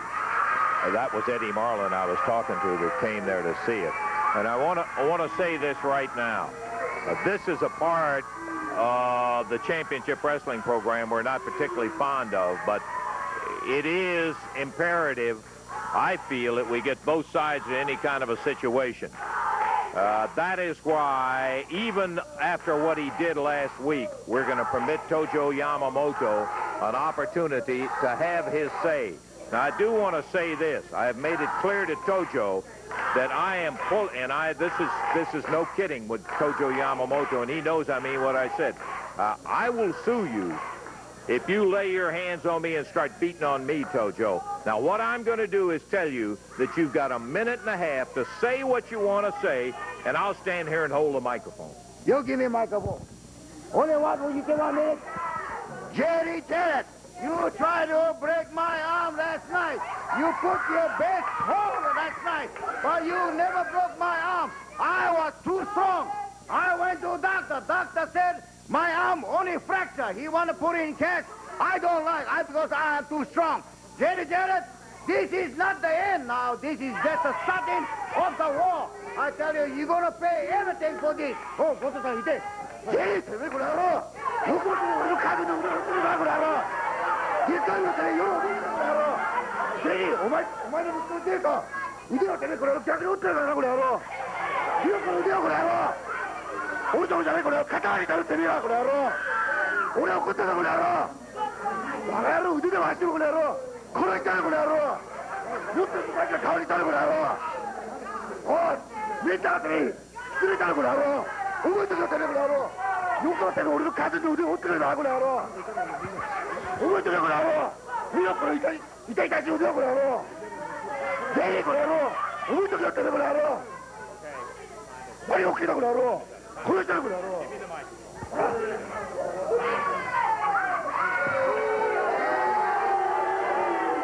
For any of you who understand Japanese, I certainly hope that that was permissible for broadcast because he did it. No question about it. They just had entirely too much for the team that they were facing in here today. Haskins, Jamison, and Murphy. Okay, coming out right now, Jeff Jarrett, Pat Tanaka, and Jerry Jarrett. Hi, Jeff. Pat, how you doing? Jerry, good to have you out here. Well, despite all the protestations about how you didn't hurt Tojo and all of that, I noticed his arm was set up in that sling. Yeah, Lance, I really am not standing here proud that I'm a professional wrestler this morning because to me, wrestling has been my whole life. It's something that I hope that my children would go into as Jeff has. There are situations in life that you have to go against all you've ever taught your children, and last night was one of those situations. There comes a time when people break the rules, when people try to hurt you to such an extent that you have to go against all that you believe in. And wrestling's supposed to be a sport. It's supposed to be something that I am very proud that I'm in. But with Tojo, it's gone way too far, and he had to be stopped, and he was stopped. Amen. While I've tried to teach fair play and be an example of it myself, I also have tried to convey to my boys that there comes a time when an eye for an eye and a tooth for a tooth in the Old Testament are just in their ways. Sato and Goto, your time is next. We're in a match that I've asked for. I want to take this opportunity right now to thank Pat Tanaka. He's one of the finest wrestlers I know of.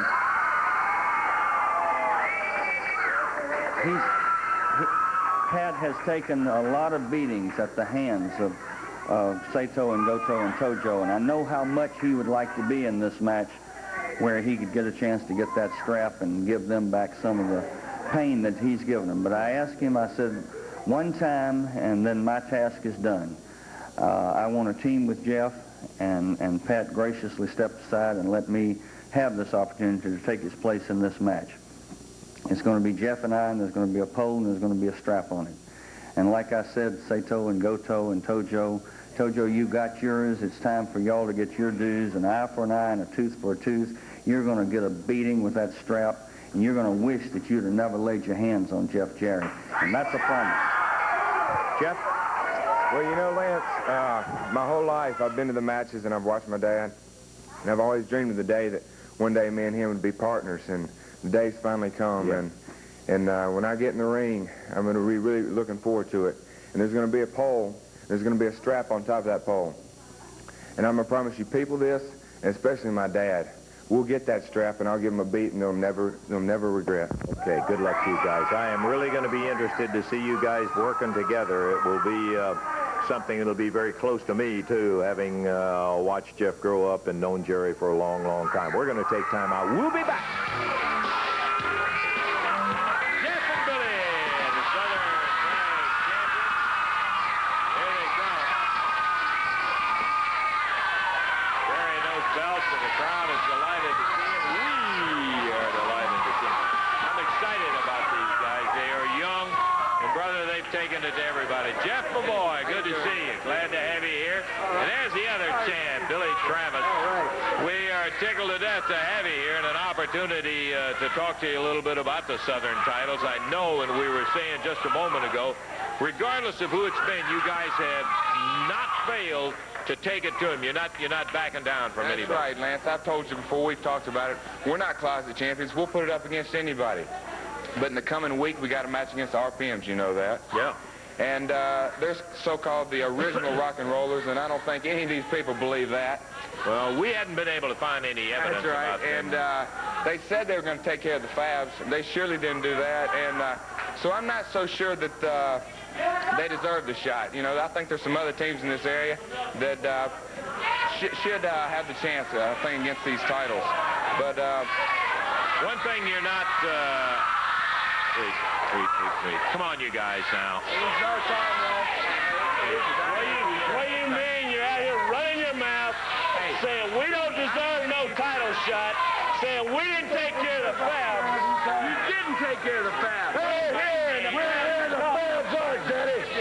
Hey. I'm going to tell you what, big boy, if you're so tough, you guys settle down. hey, this is IMG time. if you're so tough, Jeff Jarrett, Travis, why don't you just, we don't have to wait to go anywhere. We don't have to wait to go to the arena.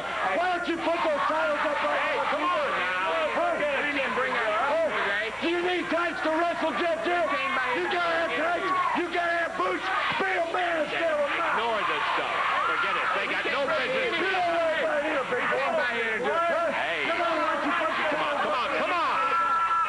Now, you guys got a match coming up. Hey, Lance, we came by here today to do an interview. We didn't bring our tights to wrestle. Now, just stay back. What's the matter, Jarrett? You're gutless, and he's gutless. That's what it is. You want to come out here and run your mouth about we're the Southern Tag Team Champions. Put the belts on the line, kid. Hey, Put the belts on the line. You got a title match coming up later on. I don't care about what the title match is. I don't care what it is. I want it right now. Oh, hey, fine. Great. Hey, fine, Don't yeah. listen to Put up or shut up. Don't listen to him. Put up or shut up, Russell. It's put up or shut up.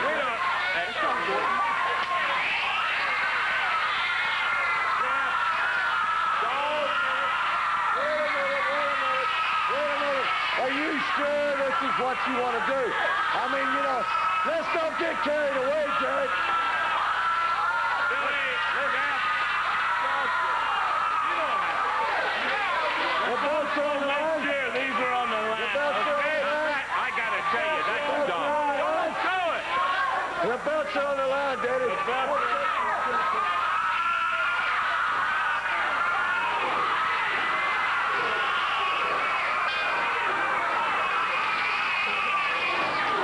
Mistake.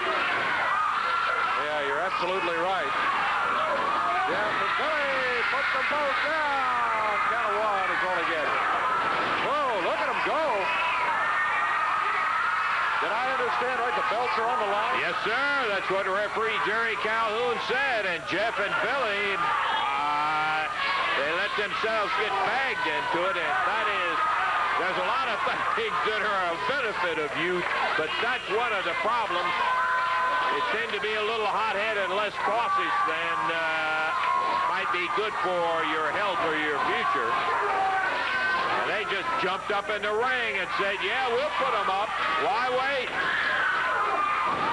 Whoa, and I don't know what about the time, Dave. We will just... Yeah, we're supposed to have an hour time limit for championship matches, but we often have a special time by agreement with both teams for television. Normally 30 minutes, but we don't even have 30 minutes, I don't believe, left for this match. Well, I guess we'll just go as long as there's time. We make an expiration of time and see what comes down here. Jeff Jarrett and Tommy Lane, that's who he's in there with. Sometimes we take it for granted that all of you folks watch every week the way we do. That is the Rock and Roll RPM. In the ring is Tommy Lane. On the outside is Mike Davis. And, of course, they're going against the AWA Southern Tag Champions, Jeff Jarrett and Billy Travis. Mike Davis in here against Jeff Jarrett now. I might point out, too, I'm sure most people have noticed in some respects it could be an advantage and others a disadvantage. Billy and Jeff are both in boots, regular street boots. And I would think that the footing would not be as sure. It might be an advantage if you're throwing a drop kick or a side kick, something like that. Travis popping that elbow down. Tags Jeff again. Mike Davis, the victim as Jeff Jarrett comes off the middle rope.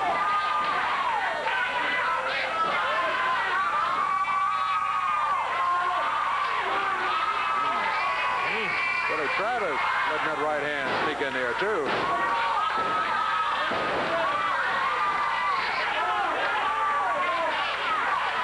Billy makes the tag on Jeff. They're really moving in and out of there, Dave. Well, they sure are. Tagging well. Mike Davis of the Rock and Roll RPM over near his corner now. He does not go for the tag on partner Tommy Lane while he's there. Hammers Jeff with the upper arm. Backbreaker by Tommy Lane, and Jeff Jarrett left lying in the ring.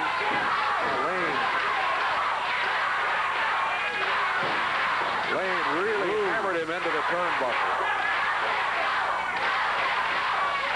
RPMs make a tag.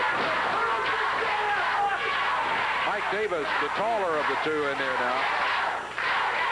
Crowd behind Jeff Jarrett. Go, Jeff, go, as Mike Davis drops down with an upper arm. There's a cover. Count is two. Two count by Rock and Roll RPM.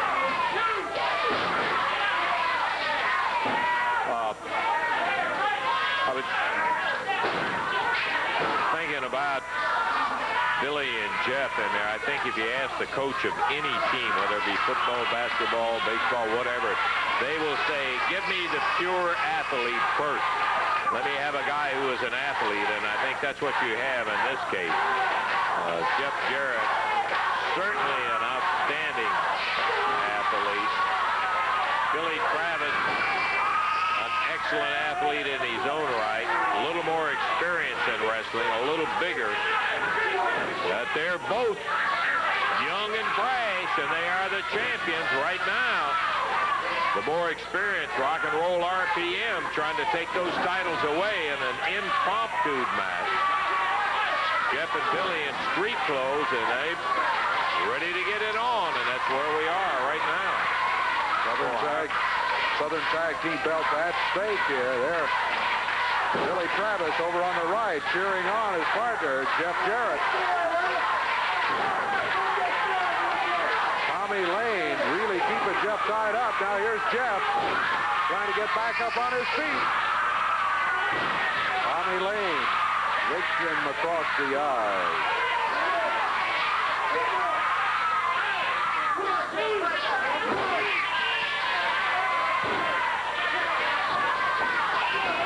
Reversal by Jeff Jarrett. Well, but Tommy Lane moved out of the corner, and Jeff went in there hard.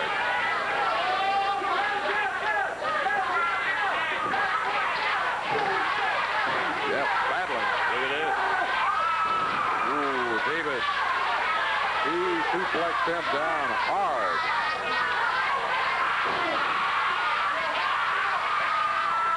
These guys are good themselves. Rock and Roll RPM. Give them the credit.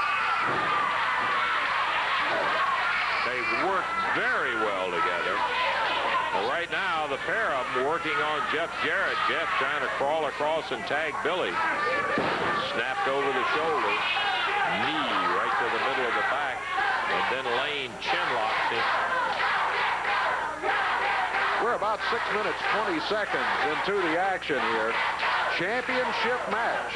Southern Tag belts on the line. We didn't have the match. Running down.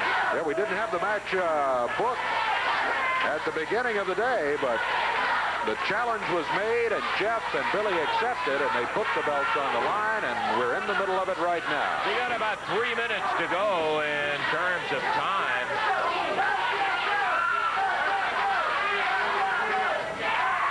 Down on the deck. Tommy Lane with Jeff Jarrett. Billy Travis starts the cheerleading over there. He was saying, go, Jeff, go. The crowd picked up on it immediately. Jeff near the tag. He gets it. Here comes Travis. Billy Travis going after both. Rock and Roll RPM. Jeff Jarrett back on his feet, goes after Davis. All four of them in the ring. Billy Travis slips around behind Tommy Lane, rolls him down, shoulders are down, referee pushing Jeff Jarrett out of the way, the shoulders are down. Billy Travis hit with a right fist by Mike Davis. He had something in that fist, too. I saw him going into the tights, Dave. He dug something out of there. There's a count. 1, 2, 3. Oh, man. You saw it, but the 3 count was made. Collecting the was all up there time, boys. We're going down real quick. I saw exactly how it happened, too. We have new AWA Southern Tag Champions, David. We do indeed. Here they are, Rock and Roll RPM. 7 minutes, 53 seconds of the fall, and they win them from Jeff Jarrett. Situation, little foolhardy dare that was taken up by Jeff and Billy. They did not have to do that. They weren't prepared to wrestle. They mentally weren't set to go in there for a championship match. They didn't have on their wrestling attire or anything else. But I think when it all boiled down to it, is a question. I think Mike Davis had something in his hand. We got to take time out. Back in a moment. This week it's no disqualification. There is a time limit, but no disqualification. The belt can only change hands if there's a pin of 1, 2, 3. And I guarantee you, myself and Billy, we're not going to get beat by you, Bruno. You're 2 big guys. You think you're real big and bad. I brought a chair in the ring last week, and I showed you what I can do with it. If it takes that this week, me and Billy bring a chair, a chain. It don't matter, guys. You just show up, and we're going to hold on to these belts, and that's a promise, Bruno. How's that going to affect your strategy, Billy, the no disqualification? You know what they're capable of doing, and I assume that you guys are going to have to be ready for it. You know, Lance, they didn't ask for the match. We asked for the match. You remember the last thing you seen on the tape? They were running, we were chasing with chairs. Well, this time, we got you in a match coming up, brother. Let me tell you something. Bring your chairs, because we're going to bring ours, and we're going to keep these belts, because we worked hard to get them, and we're going to keep them right here. Good luck to you guys. Hey, you got a match coming up here, and we want to see it, so let's get to the ring. David? All right. Expiration of time match right here. Climbing up on the ring at this moment, Jeff Jarrett and Billy Travis. Total weight 428 pounds. Jeff, I think you know, out of Nashville, Tennessee. Billy Travis out of Lexington, Kentucky. What is this? A manager for the Grapplers, and that manager none other than Downtown Bruno. The team of the Grapplers under the mask. They weigh in at a total of 431 pounds. Are out of parts unknown. What are you doing out here? You don't manage the Grapplers. Bring the gong, baby. Oh, yeah. Bring the gong so I can... Hey, get out. Don't be coming off on me. I ain't doing nothing to you. I'm just sitting there talking to Lance Russell. Shut up. Shut up. Okay, we're about... the gong, baby. All right. Let me tell you something. Don't even bother nonsense. Nobody means nothing here. Let me tell you something. I don't appreciate this here. You call this a title match? This is an... No, it isn't a title match. It's a non-title match. Okay. Well, somebody told me it was a title match. I feel a little bit better now, but I'm still disgusted. This should be Bubba and Goliath and Downtown Bruno. Not these two. What's the deal here? Why is it? Why is it these two guys, these two anonymous, generic wrestlers, get to come out here and get a match with Billy Travis and Jeff Jarrett? Hey, why do we have to wait? I know you've got a match signed, Bubba and Goliath, against these guys coming up, and it's going to be a no disqualification match. So what are you griping about? Because we don't want to wait. We want them now. We don't care if it's in a parking lot or in the street or in a brand new arena. We don't care if it's in New Jersey. We don't care nothing. Why is it that these two punks get a match here on TV? Why can't we get a match on TV?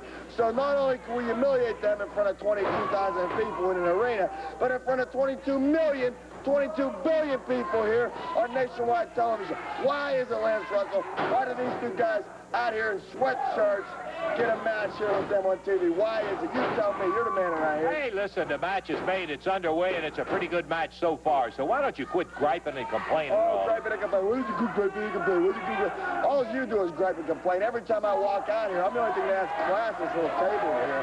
You and Dave Brown can't do nothing. 20 years you sat out here like two goofballs. You think you're something. All of a sudden, Downtown Bruno comes here, has a little bit of class to show, and you get upset because I have stages, see? I have stages. This is a mismatch. I will give credit where credit is due. Travis and Jarrett are good wrestlers. They're a good tag team, but they're no match for the Downtown Connection, see? That's why they're in here with these two bums instead of with the Downtown Connection or with Boy Tony or myself, whatever. You see what I'm saying? I'd have to be boring and repetitious, but I'm going to do it anyhow. They happen to be the champions also. Hey. That's for now. Fame is a fleeting thing, Lance Russell. That's for now. Pretty soon the only belts they're going to have is the ones that are going to hold up their fans, baby. You know what I'm saying? I mean, come on, look at this double team thing. When we double team somebody, everybody boos. Well, they had a job to do, and they did it very well. Dave, what was the time on that? Time on it was 2 minutes, 25 seconds. Jeff and Billy get the win. Pat and Allen, again, coming through with a victory as they have done on a regular basis since they joined up together, and a nice win it was indeed. They moved back and forth very neatly, and I want to get you guys right over here if I can, please, Pat and Allen. Hey, Dave and I were just talking about for a team that hadn't been together all that long, you guys are really working well together, Allen and Pat. Well, Lance, it makes it a whole lot easier when you got all these beautiful people out here rooting you on each and every week. Well, thank every one of them. You've certainly been doing an excellent job, and Pat, I will tell you, you're back in the tag team business again, partner. You got yourself a real horse right here. Yeah, everybody knows it's no secret. I've been looking for a partner. You know, and I think me and Alan are going to do real well together. You know, ever since Jeff dumped me, you know, we've been doing real good. You have been doing well. You made the comment there ever since Jeff dumped you. What, any significance to that, Pat? No, it's no big thing. I was just saying, I mean, you know, everybody knows that he dumped me, and so it's me and Alan now, you know. Well, how was it that, you know, I don't want to bring open a big subject in there, but how was it first that you all got together, and what happened on the partnership between Tanaka and Jarrett? Well, everybody knows, you know, when I saw Jeff, you know, out there in that ring bleeding, I went out there and saved him, you know.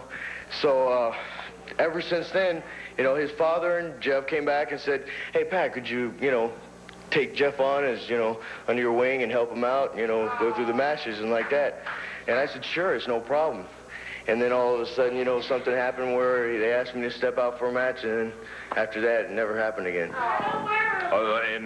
that was kind of, was it an agreement between the two of you that you just wouldn't wrestle as partners anymore? Or? No, it was just like, I mean, you know, they just asked me to one time, you know, would you like to step out one time? And I said, just no problem, you know.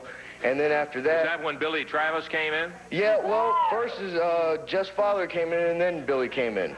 You see, they were in a tag team tournament. Yeah, that's right. You know, Jeff asked you to step aside just to let Jerry come in as right. And then after that, you know, nothing ever happened again between me and Jeff, so we weren't partners no more.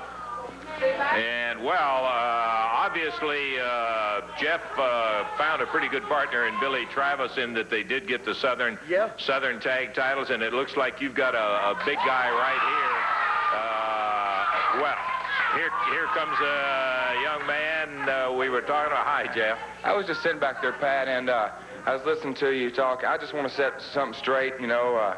Maybe that is your side of the story, but my side of the story is nobody got dumped. There was a situation that happened right here on TV, and my dad agreed to be my partner, and me and him had never been partners before, so we just, you agreed at the time that you would step aside, and that's really my side of the story, Lance. And nobody dumped anybody. Pat said, sure, I'll step aside. At the time, that's what he said. I think now he's changed his... Well, it's good to try to get the situation cleared up. Oh, so wait a minute, Jeff.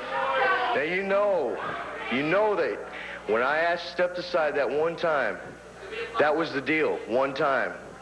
But it didn't happen that way, did it? Wait a minute, guys. Jeff. Alan, I know it's a little embarrassing for Jeff, you. You're my buddy. Pat, you're my buddy. But obviously, you two have something that went on before I even came here. So I'm just going to leave it for you two, okay? Well, we didn't want to get into a big federal case either about the whole thing, but I think it's something that I'm going to tell you the honest truth. I have had questions asked of me about, hey, how come Pat and Jeff aren't wrestling together? Because we did see... Really, it's just no big deal, okay? I'm sorry. It's just no big deal, man. I'm not making any big deal about it. You just said right here on TV, you said that I dumped you, my father dumped you. That's not... Maybe that's your side of the story. That's not the truth. The truth is... me and my dad came to you, and we asked you, will you step aside? And you did. You said, sure. You know, no problem at the time. You're doing real good now. You know, you got a good partner, Billy Travis. You know, he's carried you through, and you guys won a championship. You know, but now you've lost the championship. You know, it's not saying much, but, you know, I'm just saying. What'd you say? You said Billy's carrying me through? I think you may have had the wrong phrase there or something, Jeff. You know, I mean, that's what happens. I mean, someone always seems to carry you through somehow. No, you guys, Maybe that's your opinion, Pat. Me and Billy, I guarantee you, Billy doesn't see it that way. I don't see it that way. I think we're equal partners, and we both carry each end of the stick pretty strong. Okay, hey, who cares? I don't like that word anyhow. You guys, we're going to have to take a break here. I'm sorry. We're just going to have to take a break here. And we'll be back with more action on Championship Wrestling. I'm starting, Dave, to look forward to the segments where Bruno is not anywhere around. I tell you, it is such a relief not to have to listen to that guy. Here's a young fella we're always glad to see around, Jeff Jarrett, who was the subject of some conversation from downtown and all that. I know you probably heard all that heavy static that was coming out of Bruno and his guys. That's right, Lance. I sit right back there and listen to every single bit. Bruno, you're out here running your mouth saying that I can't handle myself in single matches. I'm not capable of being in single matches. I hide behind my partners. Well, Bruno, I proved to you, I proved to Boy Tony and Pat Tanaka, you know I proved to you I can handle myself in a single match. But Lance, I'll admit, when it gets down to 2-on-1, 3-on-1, 4-on, whatever the case is, you do need a partner. Oh, and they'll do it, too. I mean, they'll go 3-on-1 in a drop of a hat. You're exactly right, Lance. So me and Billy were a tag team at once, and I thought we were a pretty good team. Sure were. It takes a while for a team to mesh together, to get the teamwork down. But Billy lost that match, but I went out and found myself a new partner. I called all over the country, finally found one. Nobody knows who this guy is. I ain't never seen him before, and I want to call him out right now, the BT Express. Let's call him out. Hey, we saw that you were scheduled in there with the BT Express as your partner. Now, Lance, he doesn't do much talking. He does all his talking in the ring. Oh. He knows what Pat Tanaka can do. He knows what Boy Tony can do. They're going to find out what me and the BT Express are going to do in the ring, brother, I guarantee you. He's heard about Bruno and Pat Tanaka and those guys. Well, there's Jeff Jarrett and his new partner, BT Express. Come on, Lance Russell! We beat this guy in a loser-league sound match! What's he doing? He's never been here before. The only thing BT needs to do is Boy Tony. BT has this for Billy Travis. That's Billy Travis. They lost their loser-league sound match. That means he's supposed to be out of time. That's all means he's supposed to be on TV here. That means he's supposed to be somewhere in Albuquerque. That means he's supposed to be somewhere in Wichita. Listen. He's supposed to be here. I want him out of here. The only thing I know here is a wrestler with a mask, and I've been told it's a BT Express. Come on. That's Travis. You stupid or what? Give me a break, Eddie. Give me a break. Are you dumb? I could give you a break. You'd be on your way. All I know. Hey. Give us a break. I was sitting in my office, the phone rang, and this guy said he wrestled under a mask and he wanted to come to this territory. And I'm always looking for talent. I told him to come on. Now, if you say that's Billy Travis... Yeah, that's Billy Travis. Of course that's Billy Travis. You have to be stupid not to think that's Billy Travis. Well, I may be stupid, but I don't really know it's Billy Travis. And if you say it's Billy Travis, you prove to me that it's Billy Travis, and then he'll have to go. You tell me what this BT stand for. That don't mean Boy Tony. Big trouble for you. Big trouble. You have to go. Come on. All you got to do is prove it's Billy Travis. Well, I'm going to.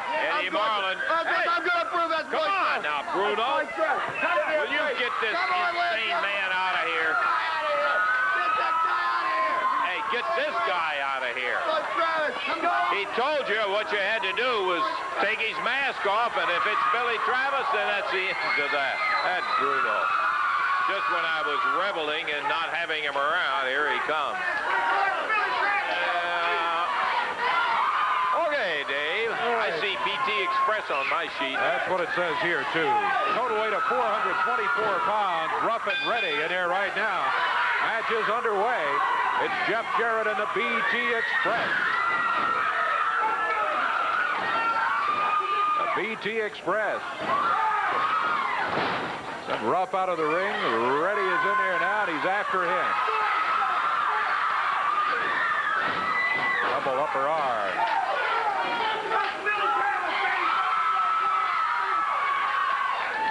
Jeff Jarrett sends him into the rope. Clothesline coming off of there.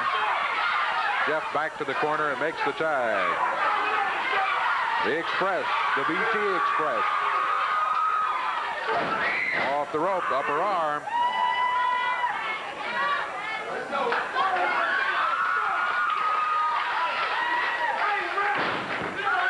There's a little slam by the BT Express. Drops down with a leg. And a cover. Counts at one, but only one. The BT Express picked him up. Tag mate. There is a little similarity in the styles and the appearance of the BT Express and Jeff Jarrett. I guess Jeff was probably looking for somebody as close to Billy as he could find. So far, they're working real well together as a tag team. There's a good tag right there.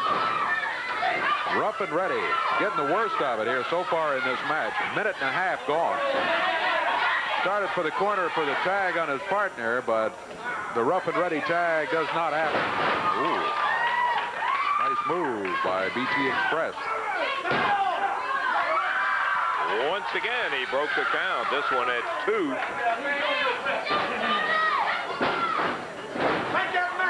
Little uppercut there by BT Express.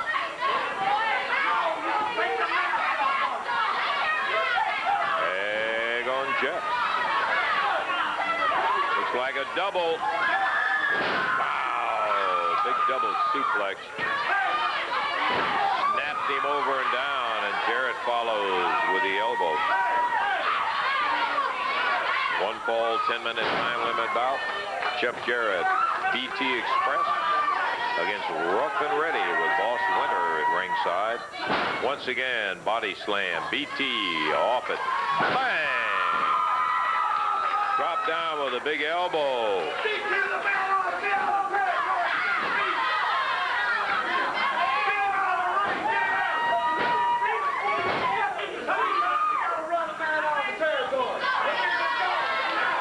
Boss Winter is complaining. He picked up the downtown Bruno chant.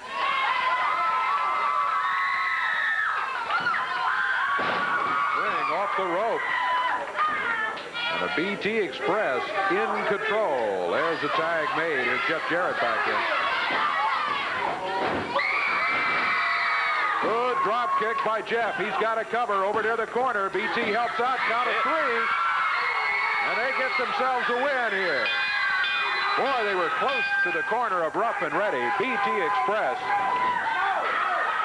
with a great assist to keep the other and Boss Winters out of it. The time, he really did. Yeah, time 3 minutes, 14 seconds. Jeff Jarrett, BT Express, and Paul Diamond, tough Canadian. Jeff with that arm bar right up tight on Shima. Boy, and let me tell you, that's the only place you can control this guy. This Shima, experienced, knows his way around inside that ring. He's dangerous in there. Jeff Jarrett, good move coming off the ropes. He set it, got him with a shoulder. Now with the arm, he takes Shima down to the mat and bars the left arm.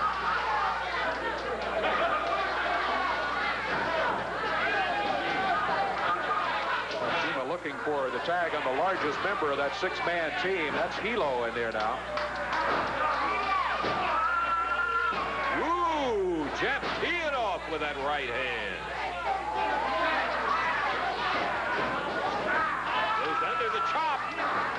Catches him with a clothesline. And Jeff Jarrett about due for a tag. He's been in there under pressure with all 3. Tanaka, Shima, and now Hilo. And Hilo, got him by the hair and back in the corner. I was afraid of that when here comes BT Express. The referee shortcuts him and sends him back out of the ring while Jeff in the corner at the urging of Tojo Yamamoto being pounded by all 3 members of this team. Look out, Jeff thrown through the ropes down onto the floor. BT trying to get over there and help him. The referee is sending him back. Look at this. Oh, Tanaka. Tanaka got a chain from Yamamoto. I know that's what, yeah, it is. Yeah. That's what he's got on his hand. Yamamoto gave it to him, and while the referee is tied up inside the ring with Shima and BT Express, Tanaka blasting away on Jeff, creams him with that chain. Again. And Shima's making sure that the referee doesn't get over here to break this up. Jarrett left at the mercy of Tanaka with that chain. Now he throws it back to Yamamoto.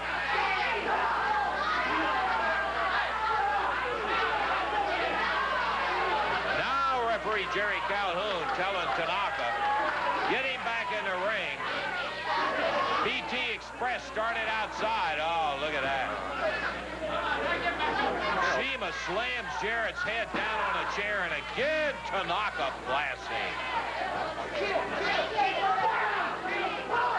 And here comes the referee, but beating him to it is the BT Express. Tanaka pounded him with that chain. Shima and Tanaka busted his head down on a chair, and Shima stomping on him right now. BT trying to get the crowd behind Jeff Jarrett. Start a little cheerleading action. It's great for the crowd to be behind you. What he needs right now is a tag. He does need a tag. That's exactly what it's going to take.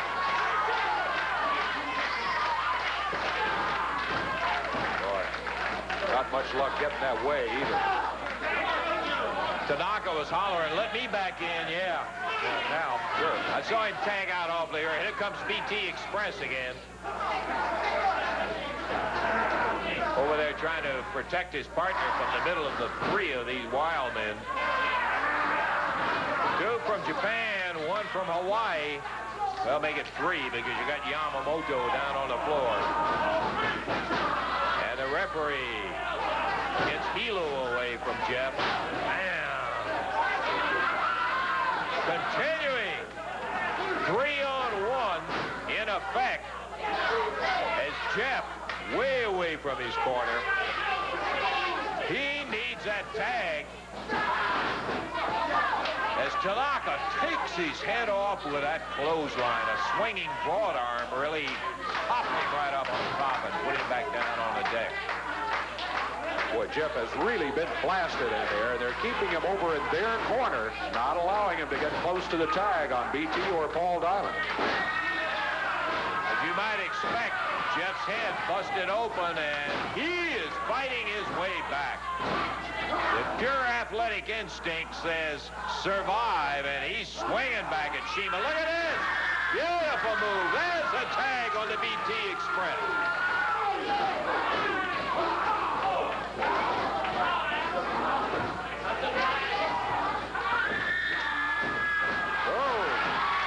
Reversed it.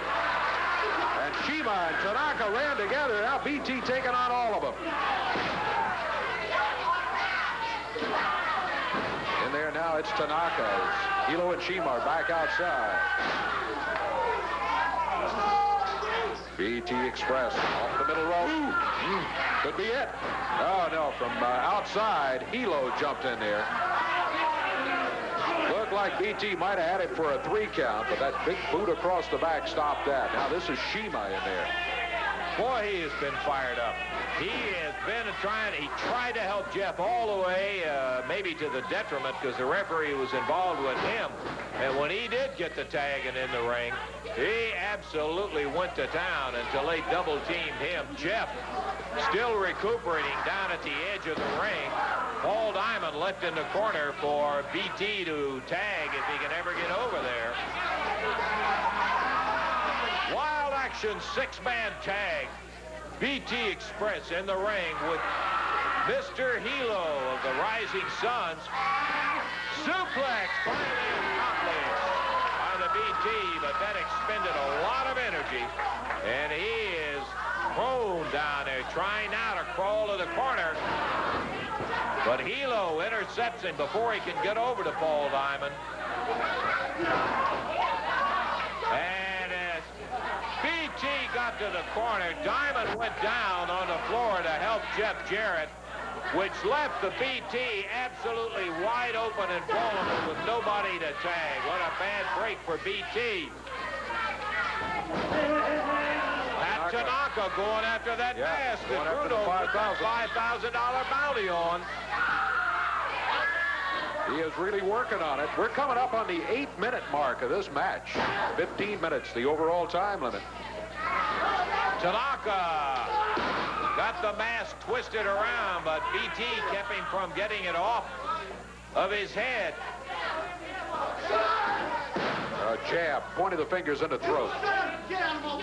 Referee warning him about that. Tanaka shoved the referee back. Got to be careful. He's flirting with a fine. BT. Wow. Knocked sidewinding, to say the very least, by Shima with that chop. As he came off the slingshot effect of the ropes. One. That's all he could get. Look at that BT. Dead game. Head to the corner. And reach for the tag, and Diamond steps down again to help Jarrett. Now, the first time,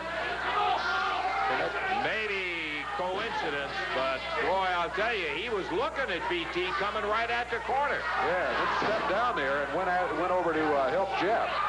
I don't know. Horrible timing twice in a row. Jeff Jarrett coming back up on the ring apron, but Tanaka, a couple of shots puts Jeff back down on the floor. And again, Tanaka going after that mask.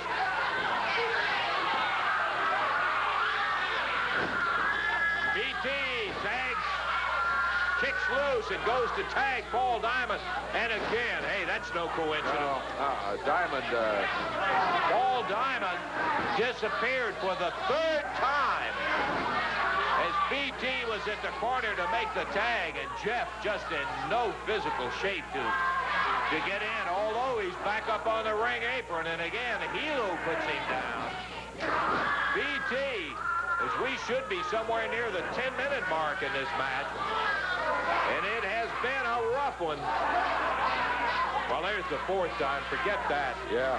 No, Diamond avoiding the tag, and I am very surprised at the tough Canadian because he doesn't back up from anybody, and he certainly, the past experience that he had with Shima and Yamamoto, but he avoided the tag. I can't put it any other way. That's the way to look from over here. Down on the deck again goes BT. Tanaka has not been able to get that mask off. He has tried and tried. One time, Dave, I saw BT had it in his mouth, holding the bottom of it with his teeth so that he couldn't pull it up. Here comes Jeff Jarrett. He saw his friend taking it on the chin and Diamond not tagging in. He just made himself get back to that ring. Throws the knockout. Nails Yamamoto. And finally, here comes Diamond in to no! He nails Jarrett. What in the world has happened? Referee with a disqualification. And look at Diamond. He's going for the mask of the BT Express. Here comes Alan West. Mr. Hilo stops him cold with a shot. Shima gets on him. Tanaka pushes Diamond out of the way. Diamond and Tanaka fighting over the mask. Look at this. It comes off. And Billy Travis is unmasked. Bad news.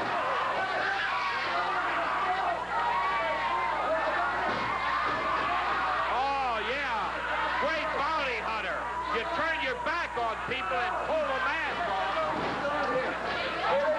Diamond interested in one thing only, and that's the money.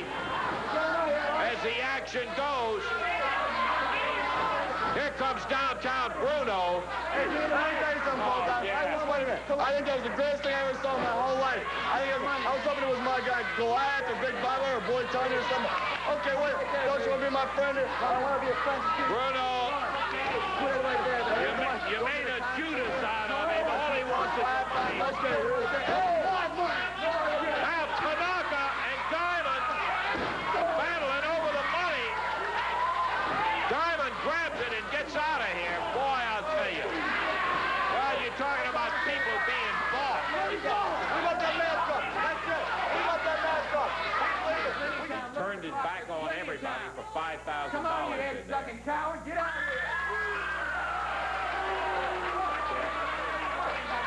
I don't care what the sheet says, Lance. Come on out here, Diamond.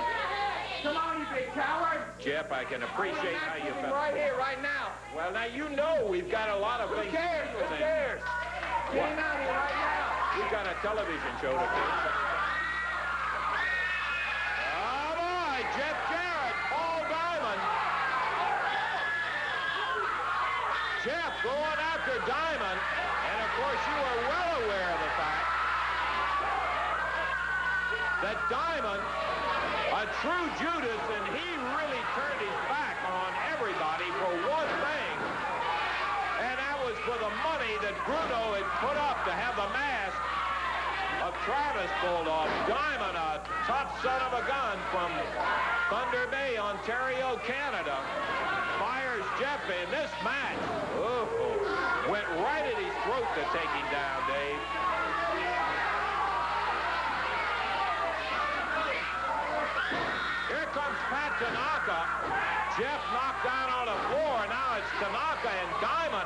Jeff.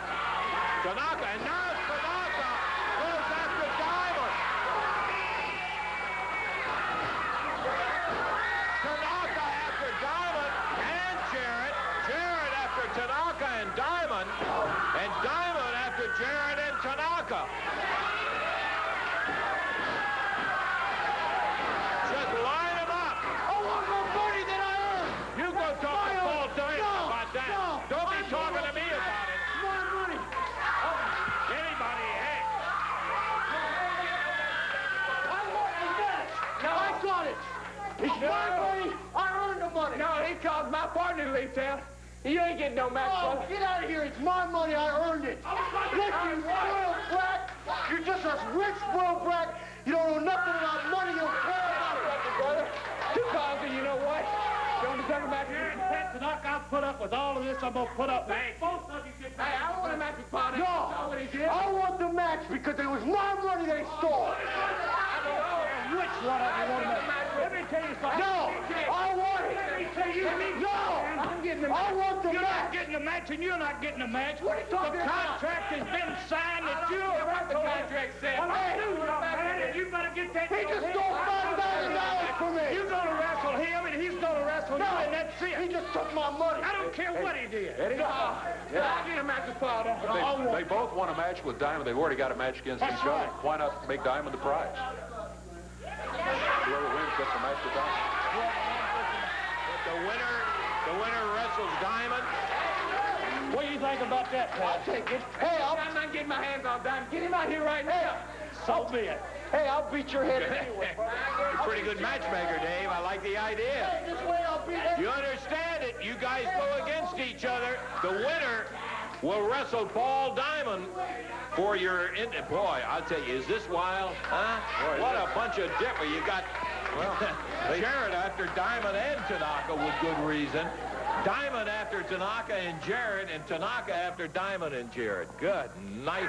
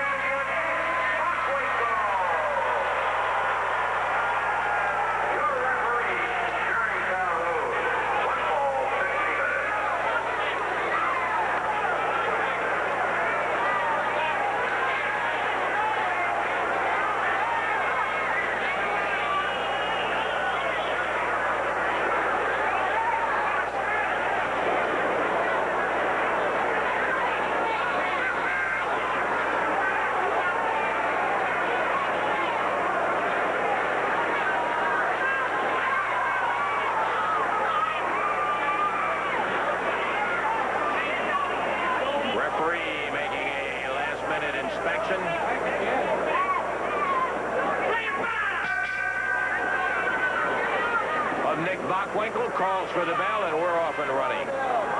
This, if I ever heard a real-life Rocky Balboa story, boy, this is it. Jeff Jarrett, a youngster who has been in the professional wrestling business officially about a year, from Hendersonville, Tennessee, getting an opportunity as a substitute challenger for the world title. Jeff Jarrett against Nick Bockwinkel. Jerry Lawler had earned the right to go against Bockwinkel by winning the AWA Southern Heavyweight title. And Lawler and Bockwinkel have had some of those classic matches. Lawler got injured in a match I think you're familiar with Tommy Rich and Austin Idol, inflicting a concussion as well as a haircut, I might add that. Lawler himself called championship committee and requested that rather than Bockwinkel pick up a free night, if they would consider Jarrett, though he was not ranked as a heavyweight challenger, as a substitute. Ultimately, after a couple of calls, the championship committee did agree, and Bockwinkel just slammed the young fella in the middle of the ring. It'll be interesting to see. There's not a whole lot of money backing Jeff Jarrett. I don't mean to belittle his opportunity, but the truth of the matter is, Bockwinkel, 4 times the world heavyweight champion. Boy, he's met and defeated the very best in the world for a number of years. His attitude is such that at times it's a little confusing if you happen to think he is just totally cocky. Look at Jarrett. He's using what he's got to, that speed over the top. Flying press, and he gets Nick off his feet. Well, there's the first accomplishment. He surprised Bockwinkel. Bockwinkel, I can assure you, is going to be surprised by the speed of this kid. Boy, he is quick. And we've said it a dozen times. You're tired of hearing it, I'm sure, but he is pure athlete.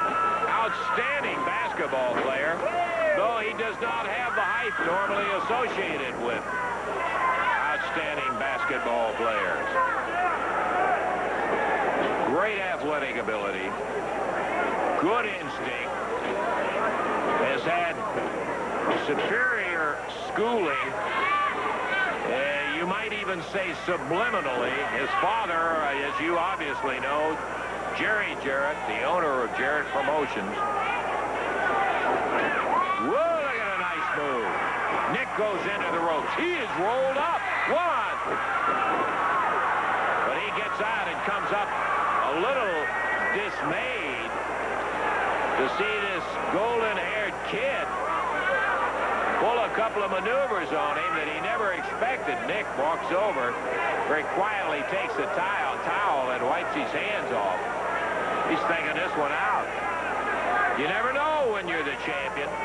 Every night they gun for you. Tonight is no exception. Bockwinkel, a prohibitive favorite in the match. Side mare on Jarrett. He's over and down, trying to kick his way loose, make certain that his right shoulder comes up. Nick, while he is confident to the point of being cocky, has a class about him that even his detractors admire.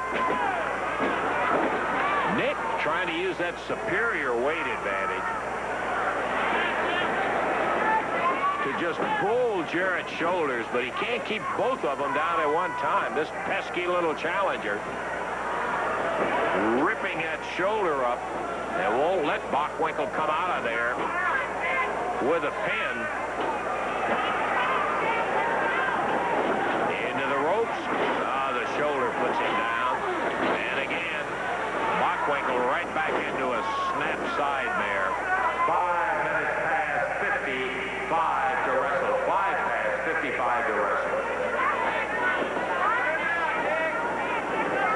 Bockwinkel makes no bones about it. I do what it takes to keep the world title around my waist. I mean, it's just that simple. Bockwinkel can wrestle. But boy, let me tell you, he can street fight too.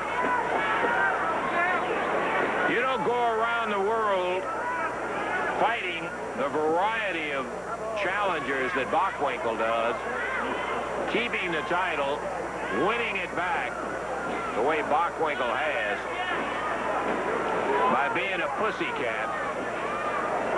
Bockwinkel is a lion. Sometimes I don't like what he does, but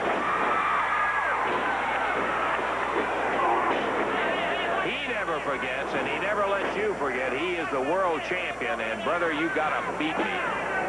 count of 1 as Jeff was popped over and down again.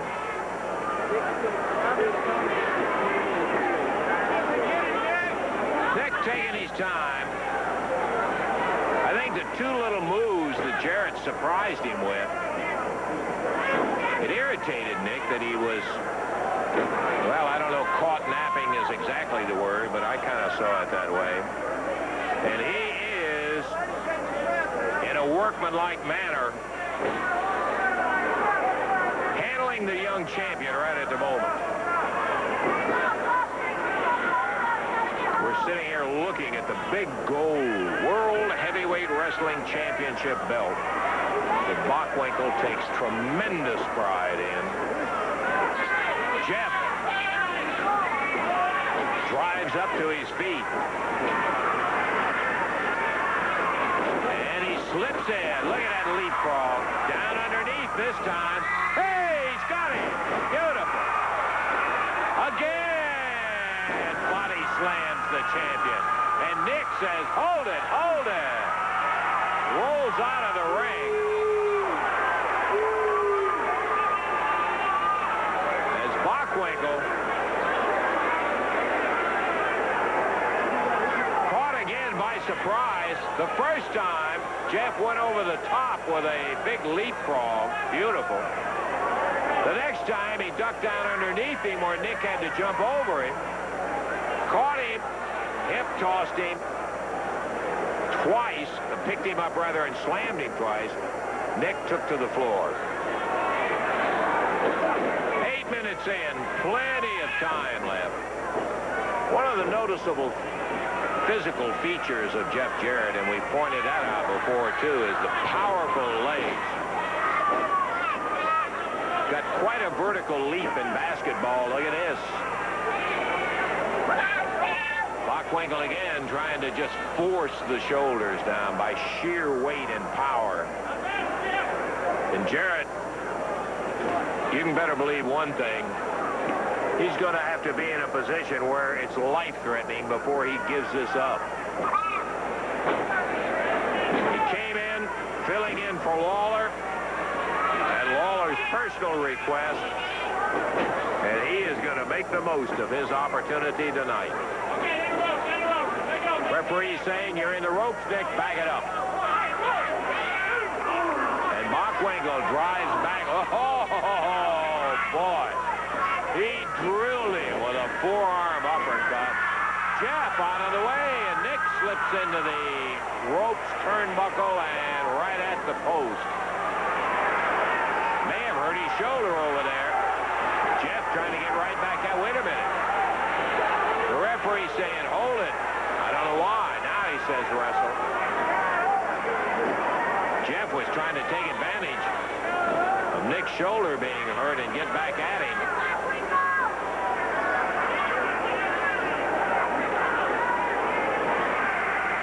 Nick sticking out that right arm.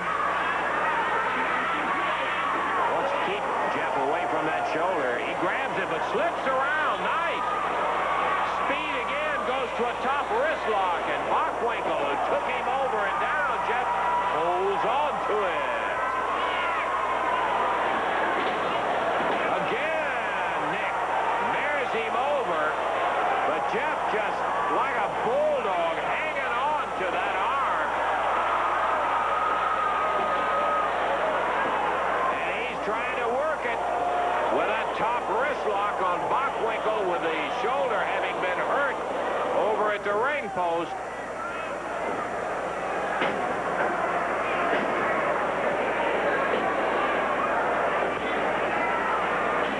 Let's cut away for a moment. We'll be back for the conclusion of this match right after this.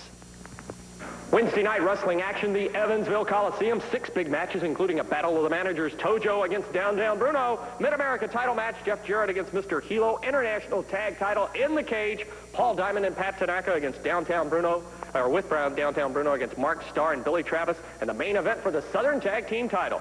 The Golden Boy Chick Donovan and Stretcher Jack Hart against Rocky Johnson and Superstar Bill Dundee. The international title at stake in the cage, Billy. Well, last week in Evansville, Bruno sent all the goofs in and cost us the titles. Well, this week it's in a steel cage. Well, guys, let me tell you something. It's not going to happen this week because we're going to win those titles and we're going to bust some heads right there in Evansville, and I can't wait. Diamond and Tanaka in the cage for the title, Mark.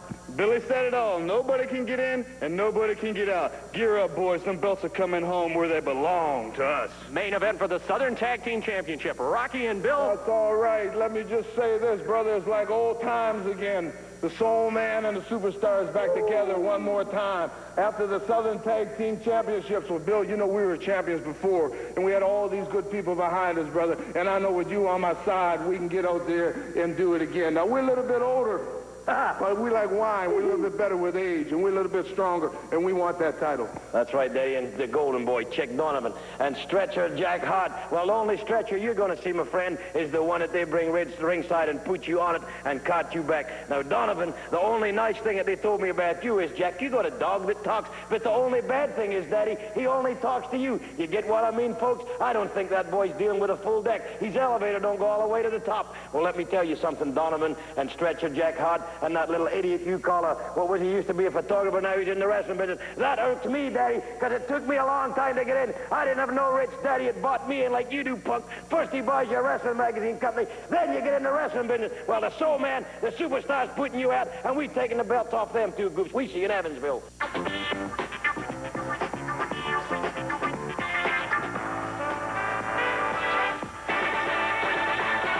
Jarrett and Nick Bockwinkel for the World Heavyweight title.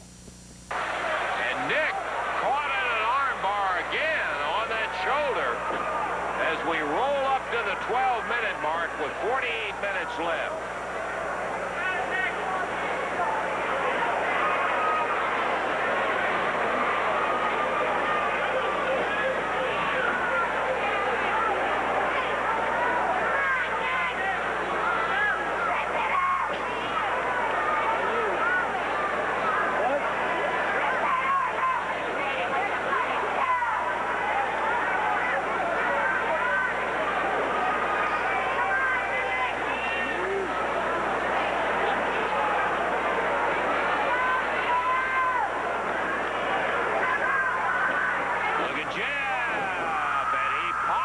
Champion back down on the mat. Got a 1 count.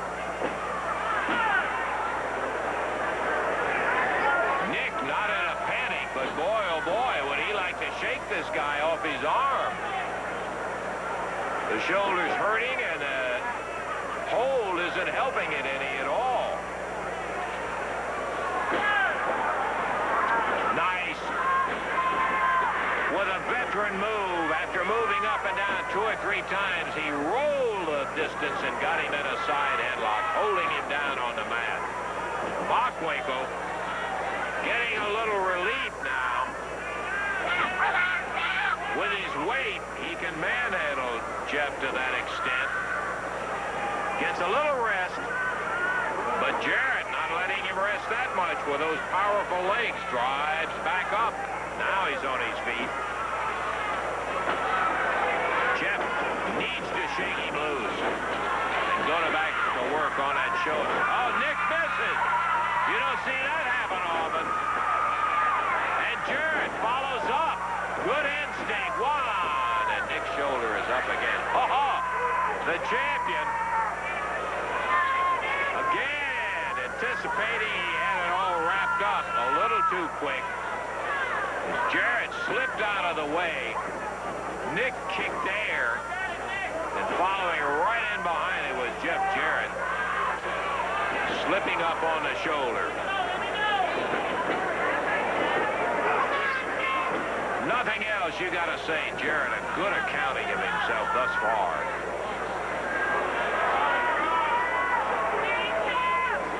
He's got the arm in a hammer. We can't, yeah, I can now. Couldn't see it exactly, but I saw his hand in the position it was in. Approaching the 15-minute mark, and Jeff Jarrett is still around. 15 minutes past,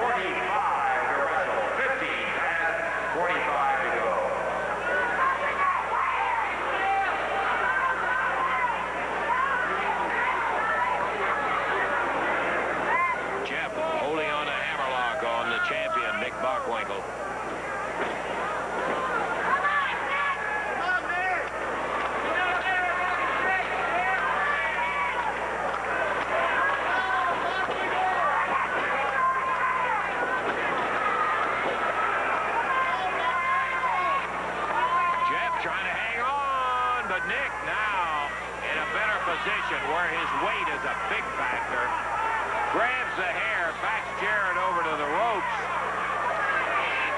Referee calling for a break, and on the break, Bockwinkel pounds him with a right.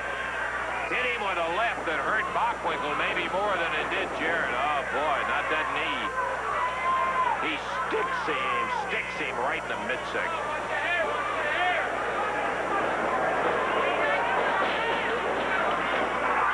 And Jarrett, as Nick waited on a backdrop, spears him with a foot, slips into the hammer position again. And he will not let Bockwinkel have the opportunity to get a 1-2-3. Nick has got to be getting very tired as Jarrett wisely has kept the pressure on the weak point. Oh, Bockwinkel getting determined now.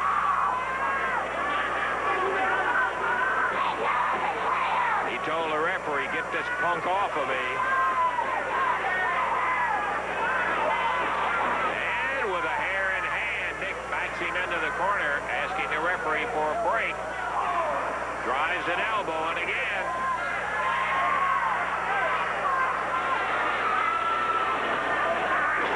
Oh boy, did he beat him out of that corner.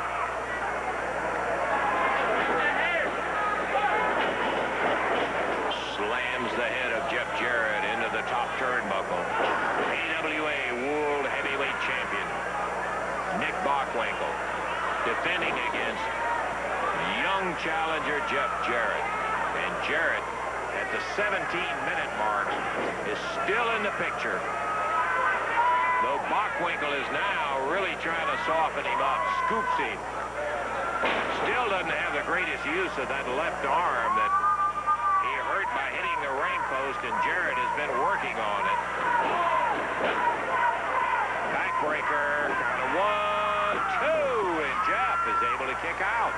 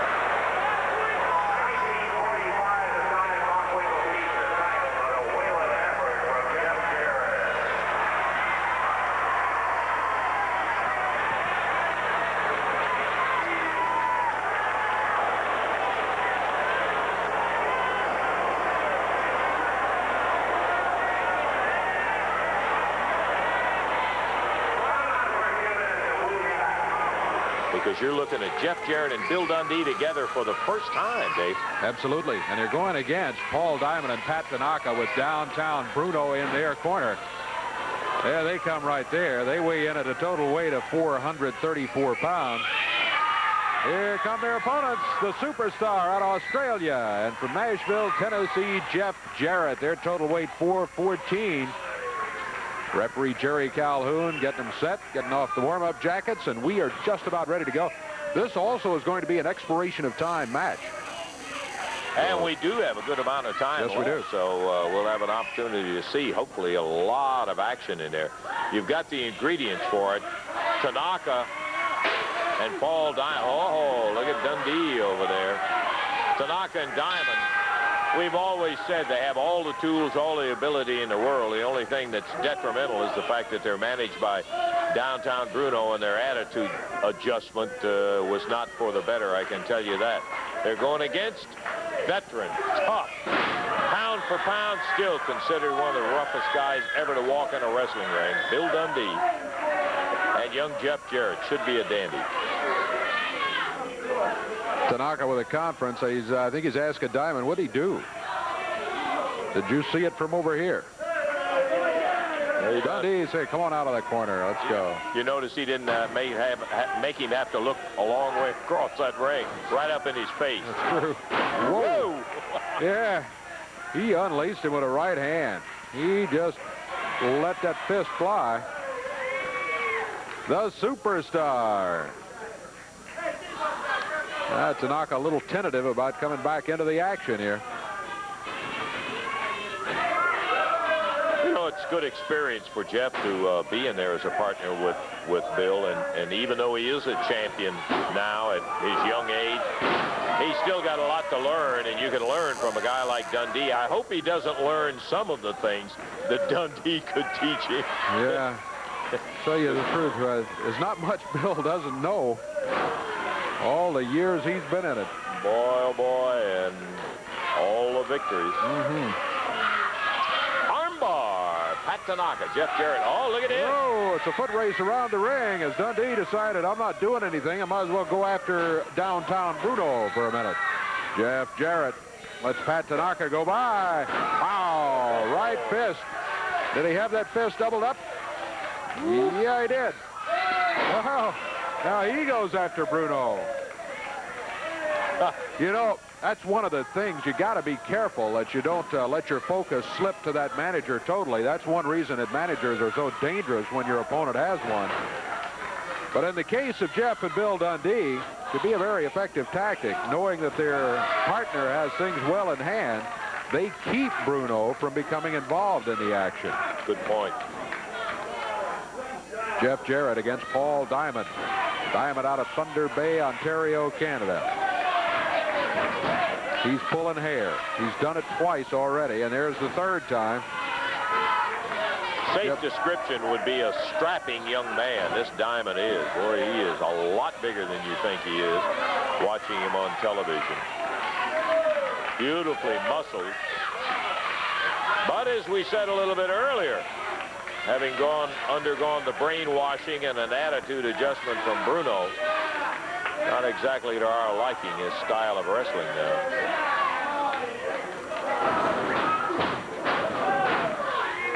Diamond, a perfect example of what your mom always told you about. He had all the potential, but he started running around with the wrong people, in this case, Bruno. Yep.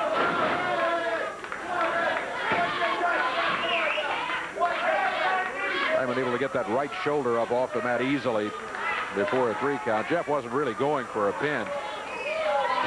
But when the shoulders are down, the referee starts the count. Did you see Dundee come in and just slip that right fist in there? He hadn't even hit the floor good when he popped him with it.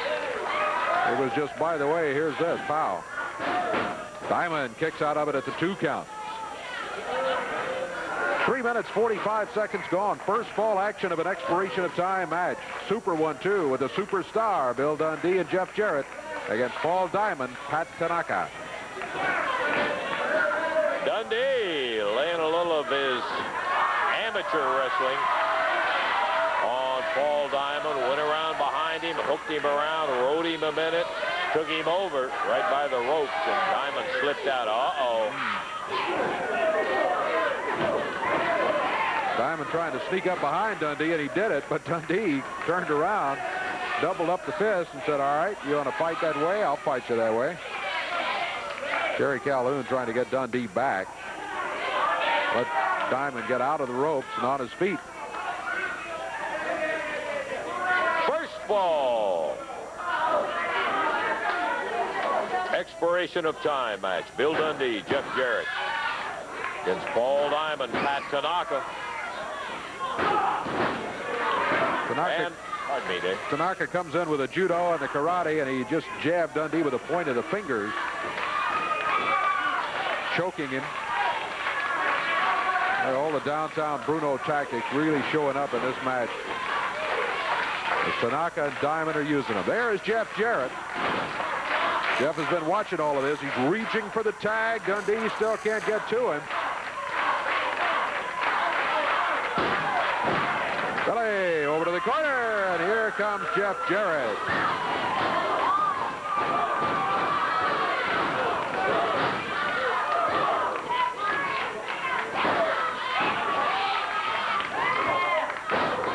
All of them in there. Dundee against Tanaka, Jeff Jarrett against Paul Diamond.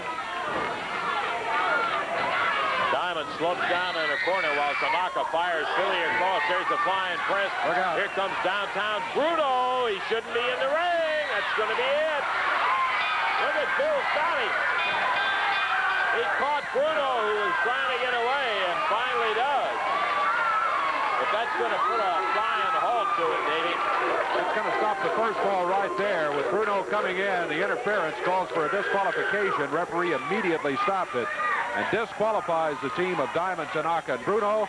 5 minutes, 48 seconds, and now winning that all-important first fall, Bill Dundee and Jeff Jarrett. Paul Diamond, Pat Tanaka, downtown Bruno. Bill Dundee, Jeff Jarrett on the other side. They are one fall up as we get ready for the second fall, Davey. They are indeed. Expiration of time match. First fall is history. Jarrett, Dundee won it. Pat Tanaka, Paul Diamond, and downtown Bruno trying to even it up here. You know, it's just been a little bit too long since I've been over here visiting with you, Lance Russell. It's been a little bit too long. I thought I'd come over. You know, I haven't missed it a bit, Bruno. Well, I tell you, the program has, and the public has, and the audience has. Wait a minute, wait. What's this? Wait a minute, what's with the fist there, huh? What's with the fist there? That's all this guy got to do is cheat. Give me a break, huh? What's with the fist there? Oh, come on now. What's this bionic elbow, something like that? No. Where's a little bit too smart for that? Hey, wait a minute. It's a good thing he ain't making his three-finger funky symbol, or I'd consider him stealing downtown Bruno's funky strut. Because we know he couldn't make up an original idea. The man ain't had an original thought in his life. Here we go now. Prime time, baby, Paul Diamond. They're tagging in the kid, baby. Here he comes. Oh, come on. Double team and see.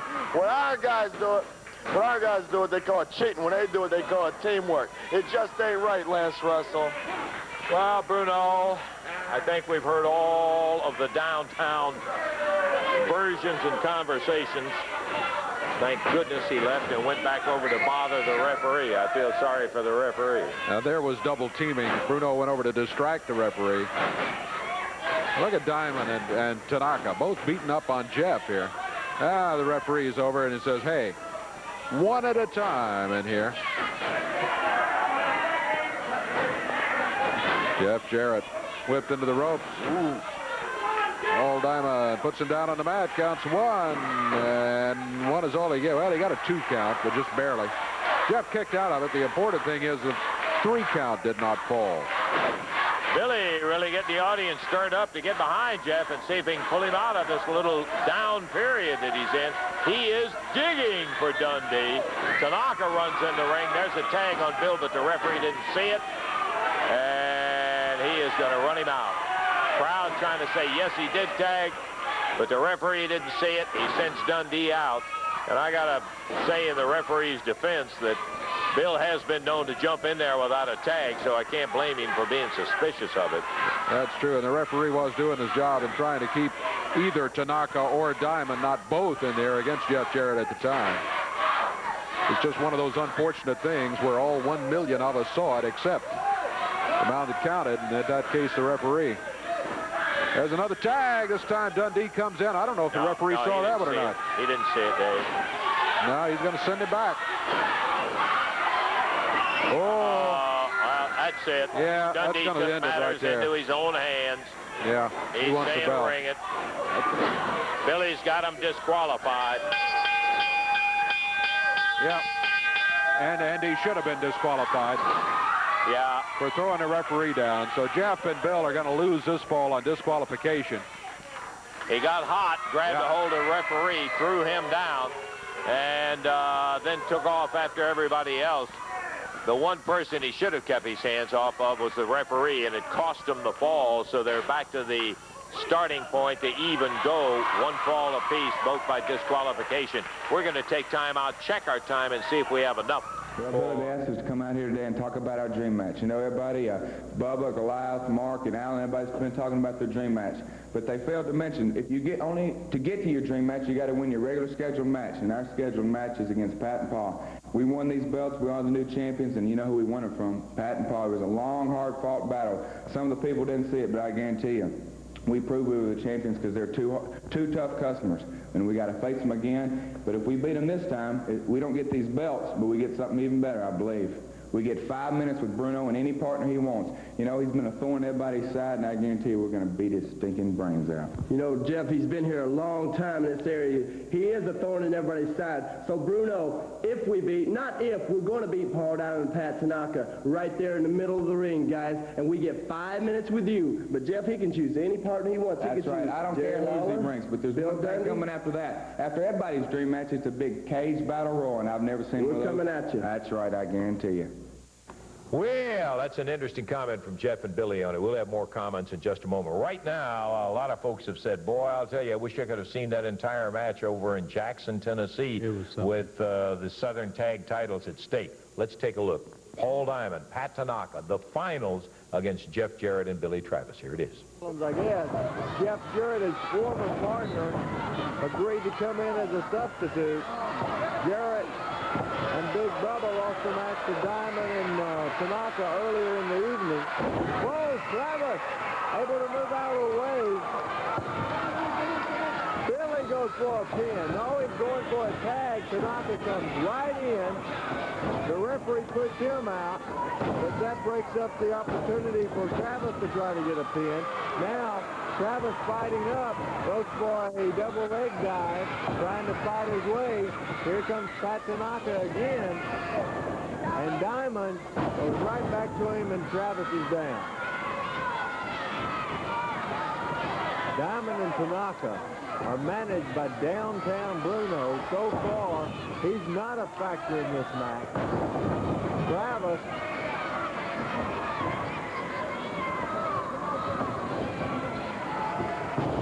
caught with another right hand. Tried for a tag, unable to do it. Pat Tanaka sends him in once again. Billy Duck comes back again, catches him with a clothesline. Now, Billy needs to make the tag. Both of them down. The referee starts to count. They have a count of 10. They get up, and Travis trying to crawl to the corner to make a tag, and he's going to get it. Coming real close, but not close enough as Pat Tanaka stops him, and Jeff Jarrett is still on the outside of the ring. Travis is down again. Man, let me tell you, Diamond and Tanaka really get it up, and they're really all over Travis, and Travis, very, very tough young man. Reverse face lock on Travis. The crowd here at the Jackson Coliseum in Jackson, Tennessee. The ninth match of the evening, AWA Southern Tag Tournament. Also the winners to receive a World Tag Title shot. Travis is fighting. He's not a quitter. Handful of hair that puts him down again. We've never seen Diamond and Tanaka this vicious before. They've got their teamwork down. We've always said that they've been underestimated. And they're certainly fired up for this attempt for one of the most prestigious wrestling titles in the country. Billy's a hard man to beat because brother able to take a lot of punishment. Travis drives a couple of elbows. Going to make the tag. This time he does. The tag on Jeff Jarrett. Here comes Jeff. Jeff puts Diamond down. Goes after Tanaka. Jeff Jarrett about the 7-minute mark is fresh. Diamond and Tanaka both been in there. And now Jarrett comes in. That's exactly what the Jarrett-Travis team needed. Fires Tanaka in. Catches him. Beautiful drop kick. Jarrett goes for a pin. Here comes Travis and Diamond down. Travis caught him with a big elbow. Jarrett with the right hand. The referee putting him out. And Diamond and Tanaka spins Jeff Jarrett over the top rope. A bad break there. Travis had come in. And now Jarrett is in a situation where he's in trouble. I thought that was the break they needed, but now Jarrett's down. The referee out of position, putting Diamond back out. Count of 1, count of 2.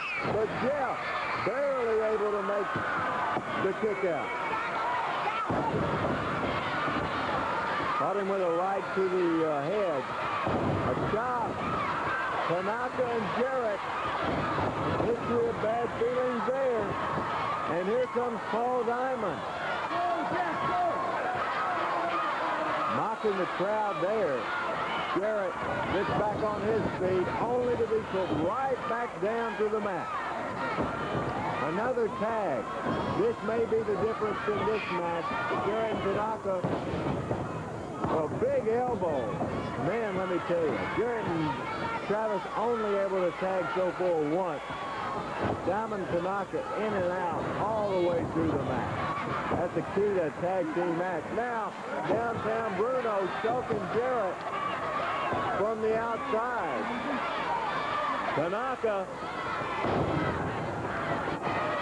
sends him in. Oh, a reversal by Jarrett back again, but DDT. Tanaka's hat moves. And he got it, and he's going for a pin. Count of 1, count of 2. Into the rope. Tanaka thinks he won it. Thank goodness for Jeff's sake that he was close to the rope. But Tanaka is all over it. Now Jarrett trying to make the tag on Billy Travis. Travis really ready for the tag, cheering his partner on.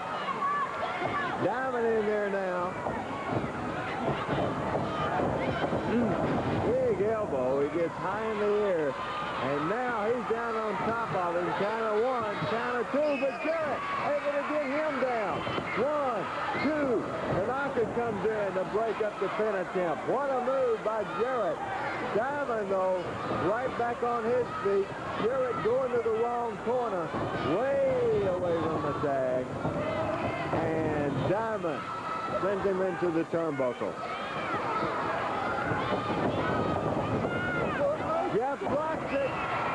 Sends Diamond in. Let's see if he can make the tag now. I think Tanaka was holding his feet to prevent him from making the tag. Diamond gets right back up and tags Tanaka.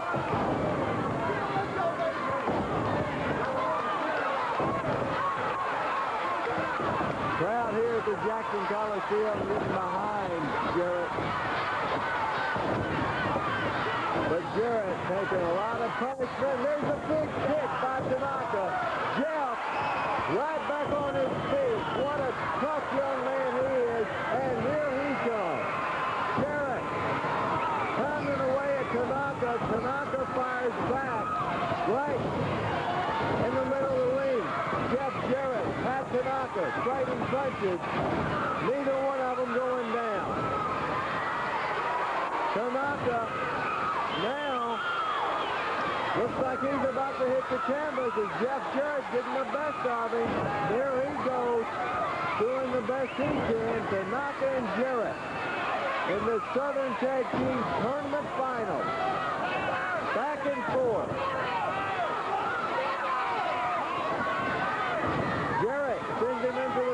struggle once again. And a big right by Jeff. Here comes Paul Diamond. Billy Jarrett goes after him. Diamond Tanaka battling. Jarrett and Tanaka. Jarrett hits the rope. And counter that misses. He tried to hit Jeff. 1, 2, 3. He gets him in 13 minutes, 3 seconds. We have brand new AWA Southern Tag Team. Up in the ring right now, Jeff Jarrett, as we are almost set and ready to go with a match we've been waiting on. This ought to be a good one.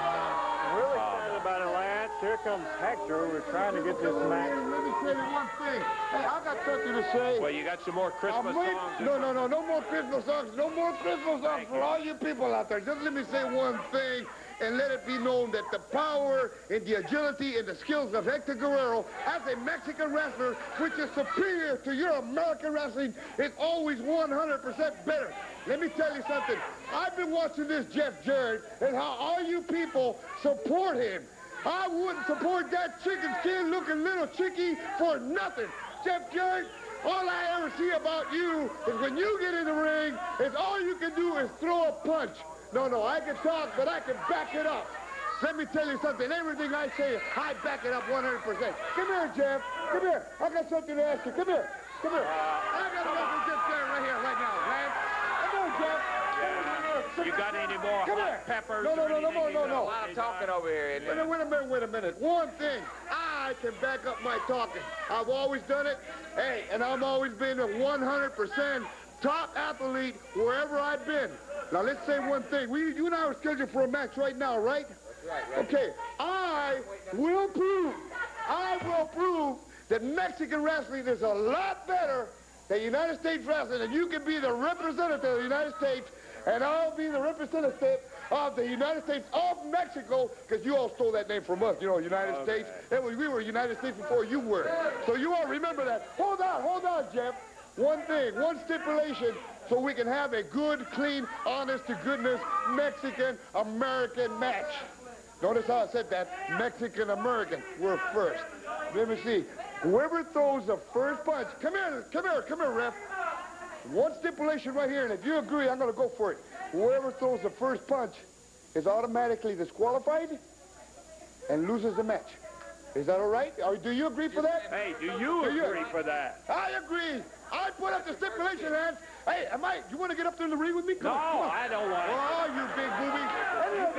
Anybody wants to get in the ring with me, I'll kick your butt. I'll get in the ring with you. Well, come on. So you're saying the first punch or the first kick, you disqualify, you lose the match. We talked about the first punch, illegal punch, and we're talking about illegal. All right. There's forearms that are illegal. There's underarms that are illegal. Right?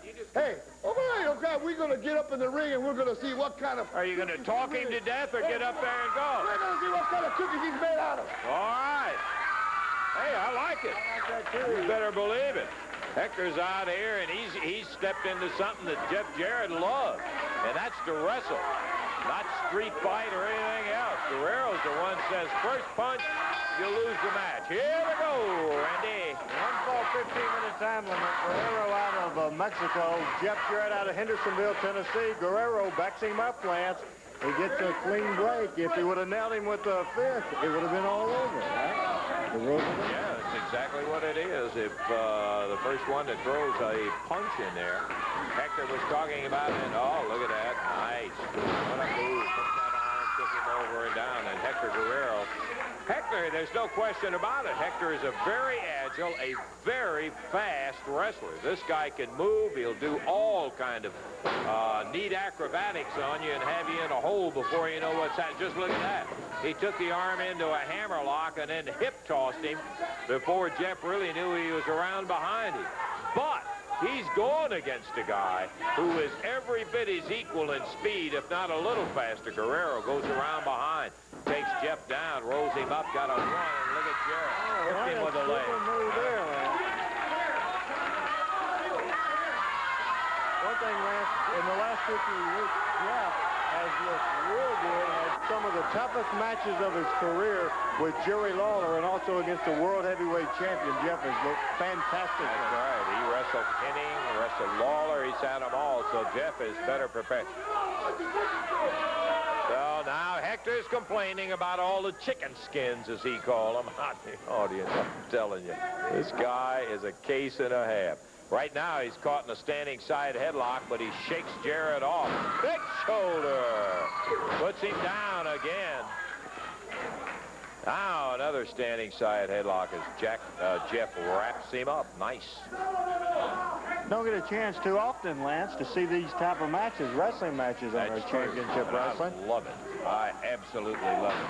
Hector with a forearm shot to the ribs twice on Jeff Jarrett. Double wrist lock up top. And they're struggling away.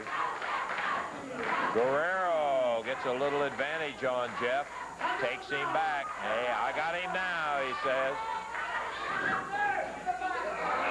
We're about look at it. Jeff Jarrett coming back up. We're coming up on the 3-minute mark in this action as Jeff Jarrett and Hector Guerrero going in a match. In case you just joined us, stipulations, believe it or not, made by Hector Guerrero.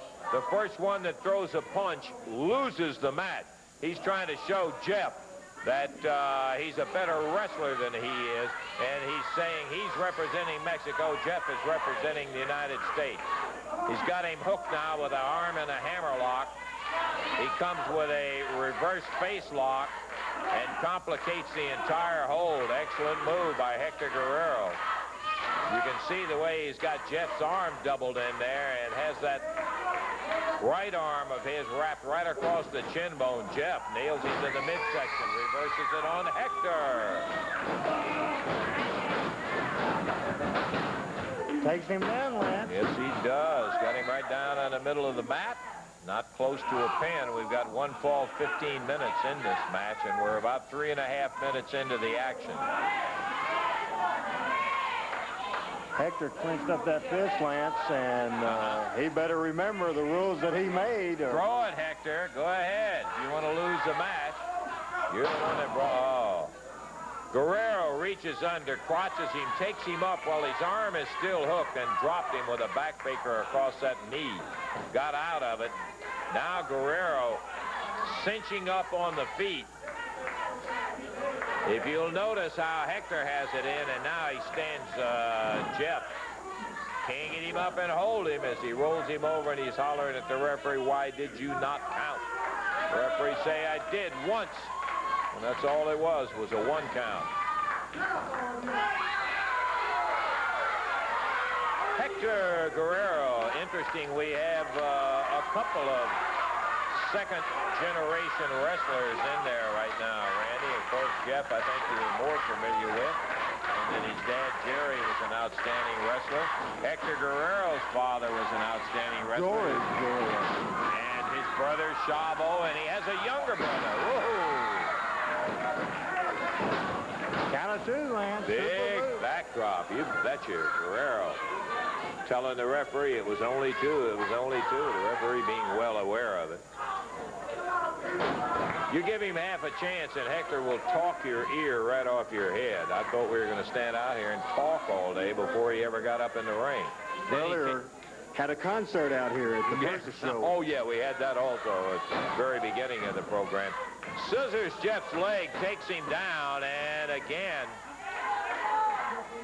hooks him with that reverse face lock, and boy, he is putting some pressure across that chin. Woo! Guerrero again with a snappy move.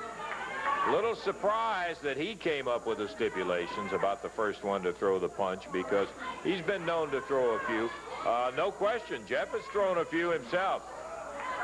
Boy, gets him in that bow and arrow. Uh-oh. Thought he might have a submission pin on Jeff, but he had his own shoulders down, and the referee started counting, and Hector had to scramble to get out of that, Randy. I think Hector's losing his temper a little bit now, Lance. Also, I heard him asking for his own referee, so he's complaining about the referee now. Okay, we're 6 minutes and 15 seconds into the action. A beauty. Super drop kick, a second one, Lance. There's a cover from Jeff. Foot of Hector's up on the rope. That'll break it up. Jeff had the pin, but Hector was so close to the rope, he slipped his foot right up over the rope. Now back in the corner, Hector Guerrero saying, wait, wait, wait. Let's talk about this. Look out, Jeff. When he wants to start talking, that's when you look out. Tangle it up. Collar and elbow, as they call it. Whip across the ring. Hooks that arm with that rolling arm lock, and look at Hector. Oh, trying to get Jeff mad now. Slaps him in the face. He backs Hector in the corner. Hey! Guerrero, 1, 2, feet on the rope, 3. Hector Guerrero hit him first while the referee was trying to pry him apart. And then he gets him down with the feet on the rope and gets a 1-2. Yeah. Like you say, what's good for the goose is good for the gander. That's what I say about you American people. Okay, Hector, you can just leave in there. The referee, who, of course, was underneath when the fist was thrown, did not see the feet up there, follows Hector out of there, and Jeff is sitting in a situation where he ends up losing 1, 2, 3. Lads, you saw exactly what happened, didn't you? His feet were on the rope, or were they not? They were on the rope. I agreed to a wrestling match, and that's what I thought I was going to have. He wants to come out and use the fist, and then he wants to put his feet on the ropes with Hector Guerrero. That's fine with me, pal. I'll fight fire with fire. If you want to use fist, brother, I guarantee you I'll shove this fist so far down your throat, brother, you want to. It's going to take a crane to pull it out. I don't think we're going to have, if these guys meet again, there won't be any or over the top rope to get them out of the match. Hey, Kingfish, this ain't going to go very long, and you're looking at who you're going to wrestle, because you got something I want, and it ain't this belt, but I got to win this belt to get a shot at that ring. I told you, brother, I'm obsessed with that, and I'm going to get the ring off. It's the last thing I got to do, and I'm winning this. Of course, he was never one to be lacking in confidence. Dundee over here still talking about that ring. I believe one thing he said, Jerry, he is obsessed. Oh, without a doubt, Lance. You could have 14 or 15 300-pound wrestlers in there. Bill might weigh 200 pounds if he's soaking wet, and I guarantee you he'd think he's going to whip every one of them. Okay, Jerry, just sit down here if you would, and we'll just comment on the action. There's so much that happens in a battle royal. Man, this is starting faster than any other battle royal I've ever seen. There's all kind of action going on in there. 2 brand new faces, and that's the Zebra Warriors that we have not seen before. One of the main things we try to do in a battle royal, this is the first thing that's going on in everybody's mind. You try, especially when there are this many guys in the ring, to stay on your feet. Because the first time you get knocked off your feet, there's so many things that can happen. Somebody fall on you, somebody step on you, break a wrist, any kind of thing like that. So that's what all of these guys are concentrating on right now. Stay on your feet as long as you can. And another thing that happens in a battle royal, Jerry, we've noticed from the past that a lot of times there's no thinking about one-on-one. That, brother, when a guy goes down, there's nothing for 2 or 3 guys to pound right on top. Without a doubt. Like you said, you can win this either by being, or get eliminated either by being pinned or by being thrown over the top rope. And just like you said, you get knocked off your feet and down on the ground, and before you know it, there'll be 5 or 6 guys on you. Across the way, Dundee with one of the Zebra Warriors. Ron Nation joins in. Rodney Napper. He's just about out of there. He's gone. He's out of there. There's our first elimination right there. One of the Zebra Warriors. Big Max Payne over in the corner going after Manny Fernandez. Look at Rodney Napper. Did they get a shot of that? Woo! Good night. They threw him so far over that top rope, he hit this concrete floor down here. He may need some help over here with Rodney. I'm interested in the corner. We're seeing gorgeous Gary Young in the far corner going against Rick Nelson, but Bill Dundee steps in, nails gorgeous Gary. Look at this. Here goes Alan Reynolds. Jimmy Jack Falk put him out. Napper hobbling out after hitting that floor hard. Alan Reynolds up. Max Payne just had Jeff Jarrett clear over his head. I thought they were going to, whoa, there goes the other Zebra Warrior. Bill Dundee eliminates him. Dundee looks like he is on a mission there. He's going right after Ricky Nelson. Manny Fernandez. Jeff up in the air. Max Payne had him up there, and now it's the Raging Bull and Max Payne. There goes Ricky Nelson. Bill is trying to make short work out of this. We're down now down to 7 guys. It's been eliminated in half. Boy, they cleaned out a bunch in a hurry. Manny Fernandez, Big Max Payne going at it. Jimmy Jack with Jeff Jarrett. No kind feelings in between those two guys as Jimmy Jack slammed his head in. Look at Manny Fernandez. There Whoa! goes Fernandez. Fernandez out. There goes Falk out. Fernandez and Payne went out. They're battling on the floor. Over there. Jimmy Jack Funk going crazy as he was popped out of there. Who was that just went? The Nightmare, Ken Wayne, goes down on the floor. It's down to Jeff and Billy and Gary Young. Look at Dundee. He's just sitting up waiting. The superstar in the back left-hand corner, Jeff, he misses a drop kick. He missed him. Gorgeous Gary Young and Jeff Jarrett going at it. He's not even getting involved. You can see Dundee hanging back in the corner as Jeff and Gary Young are going at it. Get in there, Bill. Dundee. There's a crowd getting in it for Jeff. Just an observer, and Young picks Jeff up, pounds him down in the middle of the ring. Big elbow drops down, and Jeff Jarrett, it may be Young and Dundee to see who's going to go for the CWA heavyweight crown, as Young really pounding on Jeff Jarrett. Picks him up by the hair. On Gary Young's part right there, he should have tried to pin him. I think a lot of these guys forget about the pinning aspect right there. Gary Young turned around and said, you're next, Dundee. He is not through with Jeff Jarrett, though, as he pounding away. He is going at it. Look at this. He misses the right hand, and Jeff Jarrett pulls him right up over the rope and pounds him outside. Dundee, back suplex, slapped him down. And Jeff Jarrett, who hit his head on that mat when he went down, bang. Come on, Bill. Slammed him down into the center of the ring. Look at that Dundee go. Remember, Bill had a little rest. One. Whoa! Jeff kicked out of it. Dundee snaps him over the shoulder. Knee right down the side of the face as Dundee, bound and determined, he's going to get that title shot, and we had a 1-2. Jeff kicks out before the 3 count. Dundee not letting up. He knows how to finish, and he's got Jeff started. Pounds him with a right hand. I mean, just glommed him. Come on, Bill. Made no mistake. Look at referee Jerry Calhoun. He's saying, hey, hey, hey, don't use the fist. Dundee's saying, okay, okay, okay. Had enough that he jumped in from behind with a suplex. Calhoun counting away. Come on, there you go. At least help him in. Bill holding the rope. He's telling Jeff to come. Come on, Dundee. He nailed Jarrett as he came through the ropes. Well, the little Aussie pulling them all out now as he flat wants that CWA heavyweight title match with Jeff Jarrett. All I can tell you, Lance, is I'm not going to have any sympathy on Dundee in this title match after what he's done to Jeff to win this thing. Boy, he sure pulled them all out when he snapped that rope on him in the air and dumps him over. Jeff Jarrett, who had a rugged go with Gary Young first, and now Dundee just kicking a stew out. Count of 1, count of 2, and he didn't make it. Dundee thought he had him. He got a count of 2. He picks him up, slugs him with a fist. The referee gets on Dundee about using the fist. And over the top rope, Jarrett goes, but he pulled himself right back up.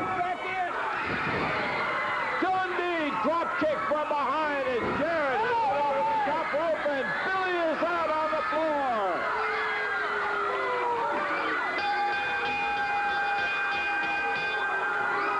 The winner of the Battle Royal, Jeff Jarrett. He did not go over the rope. He never went out. He never touched the floor, Bill. He didn't touch the floor. He held on to the rope and popped himself right back in. He did not touch the floor. Dundee was so sure when he threw him over that top rope that he had won it. He was already celebrating. He never touched the floor, Bill. He grabbed the rope. He never touched the floor. True, you threw him out, but he never touched the floor, and he wasn't out of it. Now, you lose it, and that's all there is to it.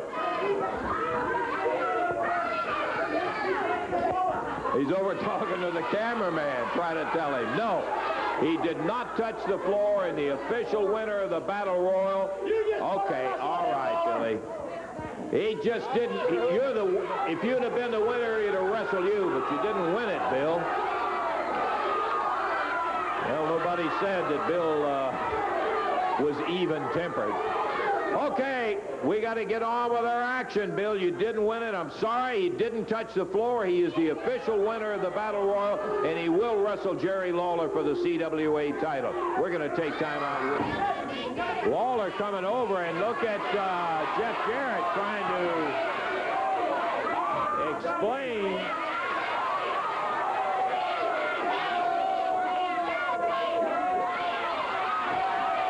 Now he's talking to referee Jerry Calhoun. Lawler saying, hey, I don't know what you're talking about. I didn't hit you. And the referee's checking with Lawler. Did you hit him? And Jerry takes his title heading to the dressing room. And now the referee is going out. I don't know. Hey, listen, we were sitting here and saw him come out here. He pounded you. He not only hit you, he had something on his hand, too. Had a chain or something on his hand. You better believe when you were down, Lawler was down, the referee was down.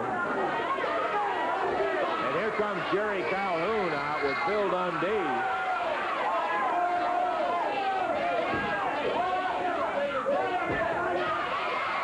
Dundee now brought out by the referee. He's still got the chain. Is he still? Yeah, you see it under his shirt there. Oh, yeah. Now, yeah, it's around his hand now. Look out. And Dundee pounds Jeff Jarrett with a chain. Hey, come on, Billy. Now, that kind of attitude is not necessary. Yeah, but what kind of a fair fight is that when you come in there and nail him with a chain? Hey, come on, Jarrett. Dundee picks the chair up and goes over and nails Jeff Jarrett. He's got Jeff's head split open. Hey, come on, Bill. Yeah, but what kind of a fight me, Russell? Well, we'll see. I got him.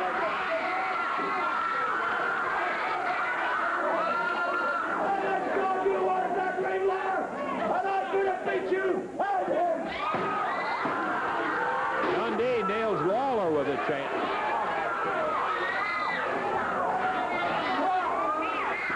Dundee slamming Jeff down right here on the floor. Bill!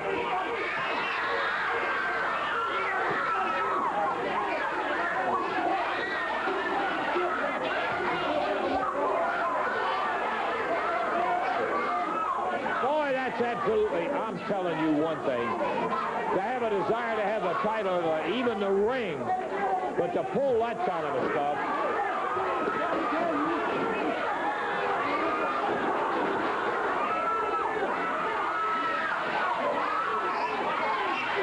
They're trying to get Dundee back. Come on, Billy.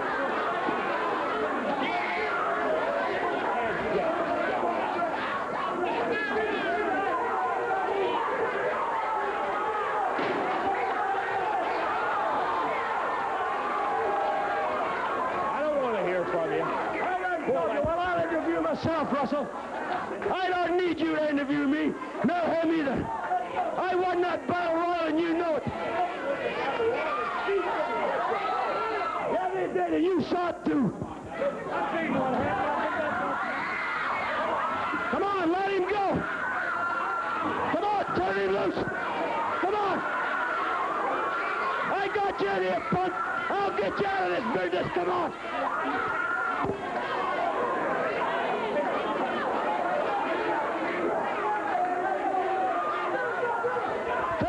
Lawler, come on! Come on, Jarrett! You better get, come on, big boy! We see somebody got a little guts around here. Come on!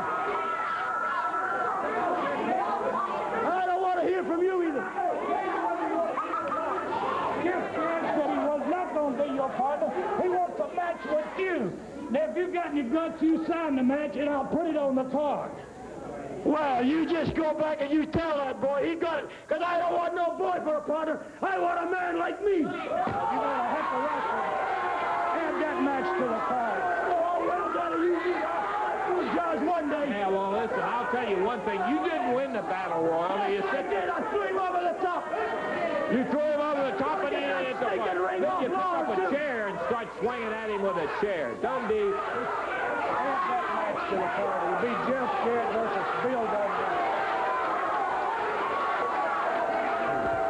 Just some of them stupid little girls that still wear training bras think he's a man. He ain't. I'll show you how much of a man he is. You're a man. You hit him with a chain, you hit him with a chair, hit him with everything else.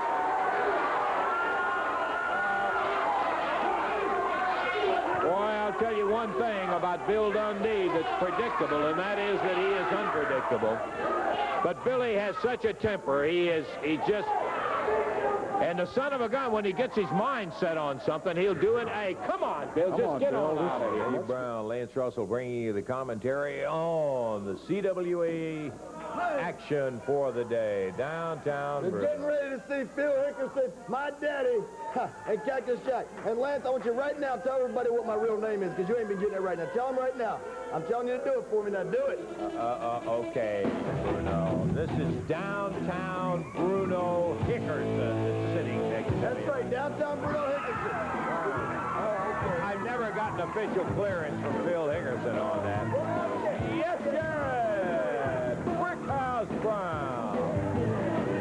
Got us a one-fall, 15-minute time limit match here. Introducing at a total of 536 pounds out of Truth or Consequences, New Mexico, Cactus Jack. Out of Jackson, Tennessee, Phil Hickerson. And going against him at a total of 435 pounds from Miami, Florida, Brickhouse Brown. From Hendersonville, Tennessee, with a special boot on to protect his leg. Wow, yeah. Jeff Jarrett. This match, one fall, 15-minute time limit. Jerry Calhoun will be the referee. Yeah, Jeff had told us that he'd hurt his leg and the doctor prescribed that special boot. And so he has his special orthopedic boot on right there to be able to go. Cactus Jack swipes with a single leg attempt. He misses again. Jarrett backing out of it, and Jarrett saying, hey, don't be going for my leg in there like that. Hey, Lance, guess what I got here? This is my daddy's belt. That's the CWA heavyweight title right here. He's the champion. Ain't nobody beat him. Ain't nobody beat him. Hey, Jeff Jarrett can try all kind of stuff. He can come out here with that cast on like he did a few months ago, be hitting everybody with that. Now he's got this boot all loaded up and everything, too. It was never loaded when Robert Fuller had it. But Jeff Jarrett, obviously, is nothing but a low-down, sneaky, dirty punk. Right? Right? That's your conversation, Bruno. Oh, he takes him down. I just want to say this to Tennessee Studs in the back of the dressing room right now. His leg is giving him a lot of pain. He's not used to being without that boot. He can't walk properly because of the kind of injury that Jeff Jarrett put on him, and Bill Dundee and Brickhouse Brown. That boot belongs to him, and they need to give it back while they got a good chance. Well, Jeff needs it now. He obviously got his leg hurt from Fuller and you, and he's got, yes, he does. He's got the boot on right now. He has to wrestle with it. Jimmy Golden, tag to Brickhouse Brown. Jeff Jarrett, you know it's something illegal. I just know it. Because Jeff Jarrett's always looking for an advantage. Robert Fuller don't need it, Chief. Robert Fuller, the Tennessee Stud, don't never have to do nothing illegal. But you know, if Jeff Jarrett's mixed up in it, there's something wrong with it, Lance Rosewood. Something's fishy in Memphis. You know what I'm talking about? The story just gets longer and deeper. Hey, Robert Fuller has never been caught doing anything illegal. The referee, almost the referee checks that boot every time before Robert Fuller goes to the ring. He's never found nothing. Obviously, it's just a fallacy. It's a misconception. It's a myth. Am I right or wrong? I didn't see nobody checking Jeff Jarrett, Lance. Well, it's not your place to have to creak. Uh-oh, there goes Jimmy Golden up by the ring time. He's checking with Cactus Jack as Phil Hickerson puts Brickhouse down. Big hip. Beautiful powerful hip toss from Brickhouse as he got the big 280-pound pounder and bounced him off the mat. Oh, shut up, man. What you got there, you got Cactus Jack, Truth or Consequences, New Mexico. And I'm telling you the truth, and they're going to find out the consequences. You got Big Phil Hickerson. His championship belt speaks for itself. My daddy's the greatest wrestler in the CWA today. Tag on Jeff. Well, Lance, I think the people can see that if they're not completely ignorant. Well, of course, then again, I'm sorry, because I'm sure most of them are, Lance. All right. Standing side headlock. Jimmy Golden is hanging around by us. Jeff Jarrett is hanging on to the side headlock. He won't have it long. I'm going to tell you something. He looks stupid out there with one white boot on, one black boot. Hey, nobody really asked you guys. Well, I'm telling you, you don't have to ask me. You just touch your mouth and listen to what I'm saying to you. He's in a lot of trouble right now, and Phil's going to take that boot off of him, Jack, right now. Before this match is over with, I guarantee you they'll have that boot off. Work on it, Phil. You got it better. If I come over your house and stole your car, you'd want it back. Or if I come here to the TV station and stole your desk or something, you'd want it back. Hickerson going after the boot. That's right, but he's wanting it back. It's stable property. It's Robert's property. And we're going to get it for him. We promised him that. The kid got no right wearing it. It don't even fit him. Yep, and a reversal, but a clothesline out of the corner. What a sock, Dave. Yeah. That's an old Jackson trick. Boy, he turned him over. I mean, all the way. Brickhouse. Illegal interference by outside the ring. They learned it from the stable. That's where they learned it from. Brickhouse. Teach him nothing. Coming in there, wheeling away on Hickerson and Cactus Jack. Jeff Jarrett takes Phil's head, pounds him in the corner while Brickhouse is beating on Cactus Jack. The thing different between Brickhouse Brown and a spare tire is spare tires don't sing when you put chains on them. Uh-oh, look at it. Two. He loaded the boot up. Nailed Hickerson right in the midsection. Two. Almost got the pin. Here comes Fuller out. Okay. Golden going over to help him out. That's too much. Yep.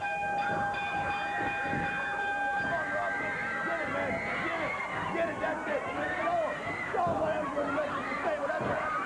Hickerson and Cactus Jack holding Brickhouse Brown against the rope while Robert Fuller is taking that boot off, Dave, and going after it. If Robert Fuller wouldn't do anything, the police ain't done nothing. Somebody's got to do something to the stable. They've got to take a while into his own hand. Just like back in the old days, baby. Look at this. Brickhouse. Double clothesline. Puts Hickerson and Foley down. Nails Robert and Jimmy Golden while they were trying to pull the boot off. Jeff loading it up. Here comes the RPM. Shot right to the midsection on Tommy Lane. Shot on Mike Davis. Look at Jeff go with that boot, and he's got it firmly loaded.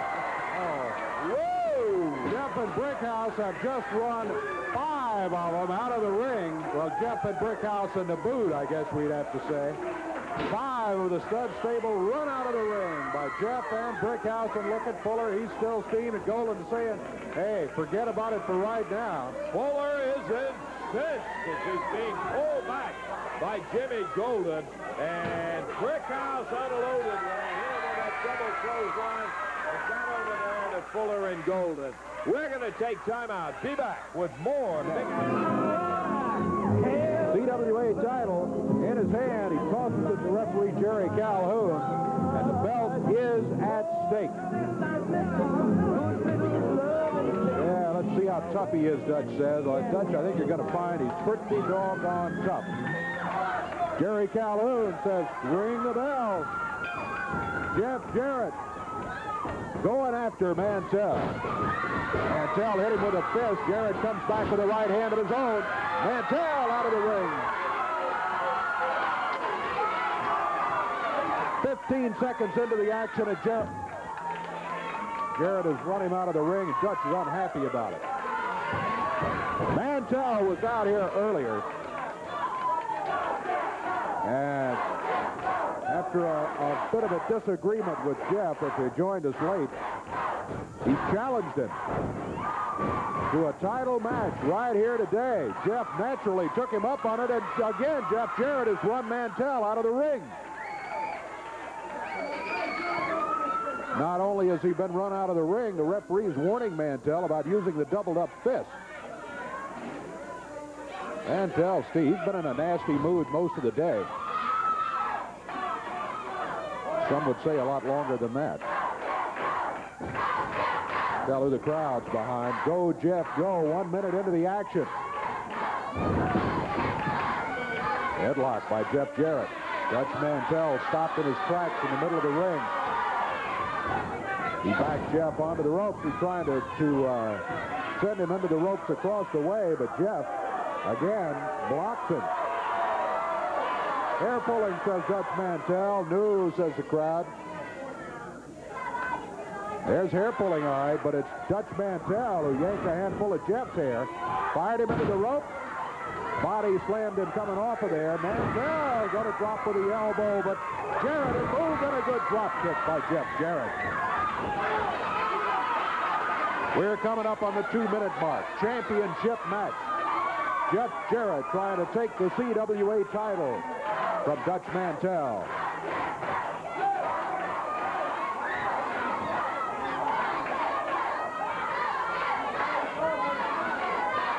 Mantell got that right fist doubled up as he comes out of the corner.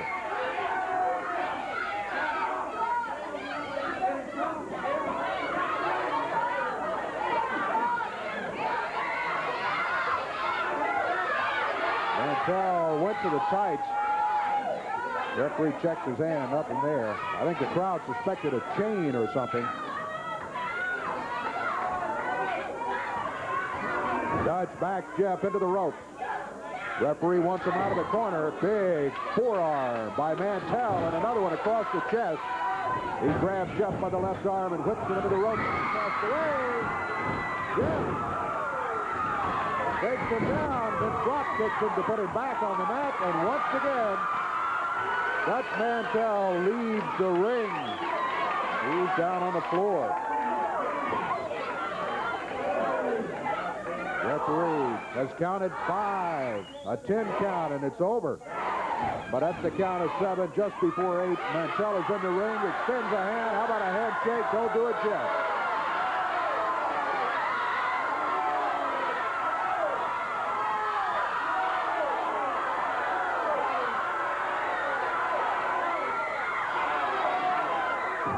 Again, Mantell doesn't want to shake hands.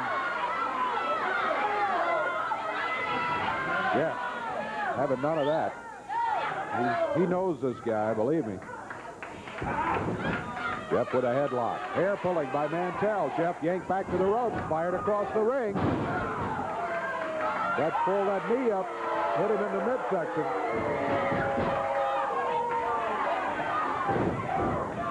Dutch slaps Jeff. Kicks him in the side of the face with that right foot. 4 minutes gone in the match. Dutch Mantell has put his ill-gotten CWA title on the line here against Jeff Jarrett. Dutch says, hey, didn't I do good? How about a little applause? Oh, knee to the back. He got him right above the kidney. Jeff Jarrett on the mat. Dutch kicks him out of the ring. Referee moves him back. There's Jeff on the floor.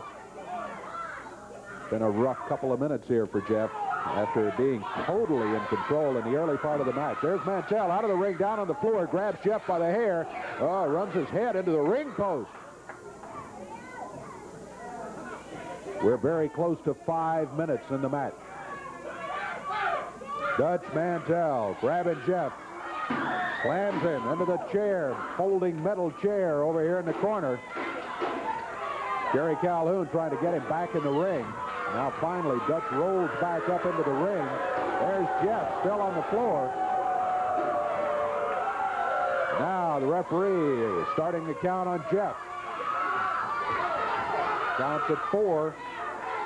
Mantell grabs him by the hair, pulls him through the rope.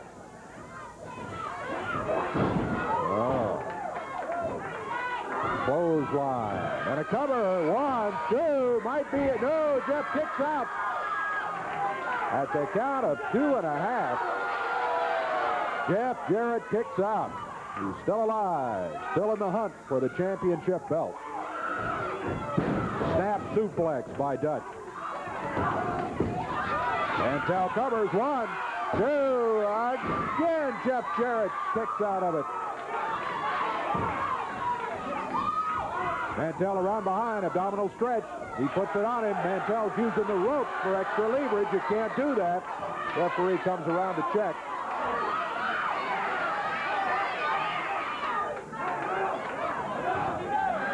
Again, Mantell uses the rope. You can see that right hand back holding onto the rope. What that allows him to do is brace himself a bit and put more downward pressure on the back of Jeff Jarrett. There he goes. Ah, he caught him. The referee makes him break the hold. 6.5 minutes into the action. Jeff Jarrett, body slam. Mantell, lower leg and the knee. Now Mantell's feeling good. Thinks he's in control. He's got to cover. 1, 2. I thought he had him that time, but Jeff breaks out of it at the last instant.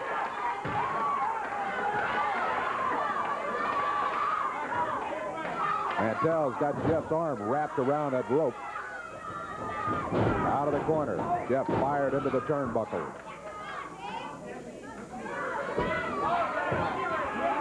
Big bar on the left arm. I'd have heard Jeff yell, oh, when he grabbed him. Really put the pressure on. Now it's grinding his face into the mat.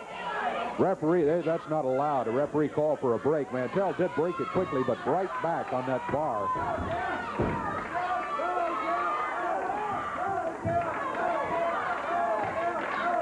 Jeff Jarrett being held down by Dutch Mantell.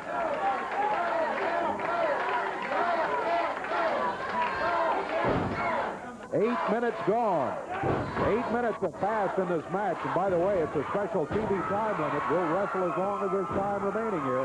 We may have to take a break in the middle of the action somewhere, but with a special TV time limit for the championship match, we'll keep her going. Jeff Jarrett coming in with a series of right hands, and referee Jerry Calhoun backs him off. Mantell comes at him with a clothesline, and the referee's involved in it too as Jerry Calhoun goes down to the mat. Jeff hooks him.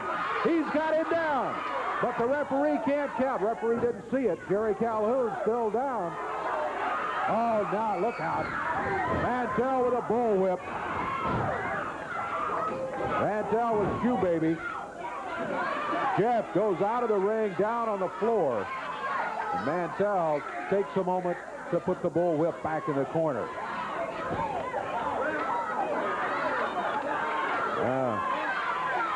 Mantell, there's Jeff Jarrett still down on the floor, holding his knee. Referee comes around and starts to count. He's at 3 on Jeff Jarrett. Jarrett's got a 10 count to get back in there. Down to 6. 7, and Dutch Mantell grabs him by the hair out on the apron. Jeff hammers him with a fist, flips into the ring. Hey, the referee kicks the hands off the ropes. 1, 2. No, he can't hold him. He got a 2 count. Couldn't make it stick for the 3. Mantell back over, looking for the bullwhip. Jerry Calhoun, the referee, says, take that thing back out and put it on the rope. Here comes Jeff with a chair. Look out, Jeff. Jeff nails Mantell. Well, I can understand why he did it.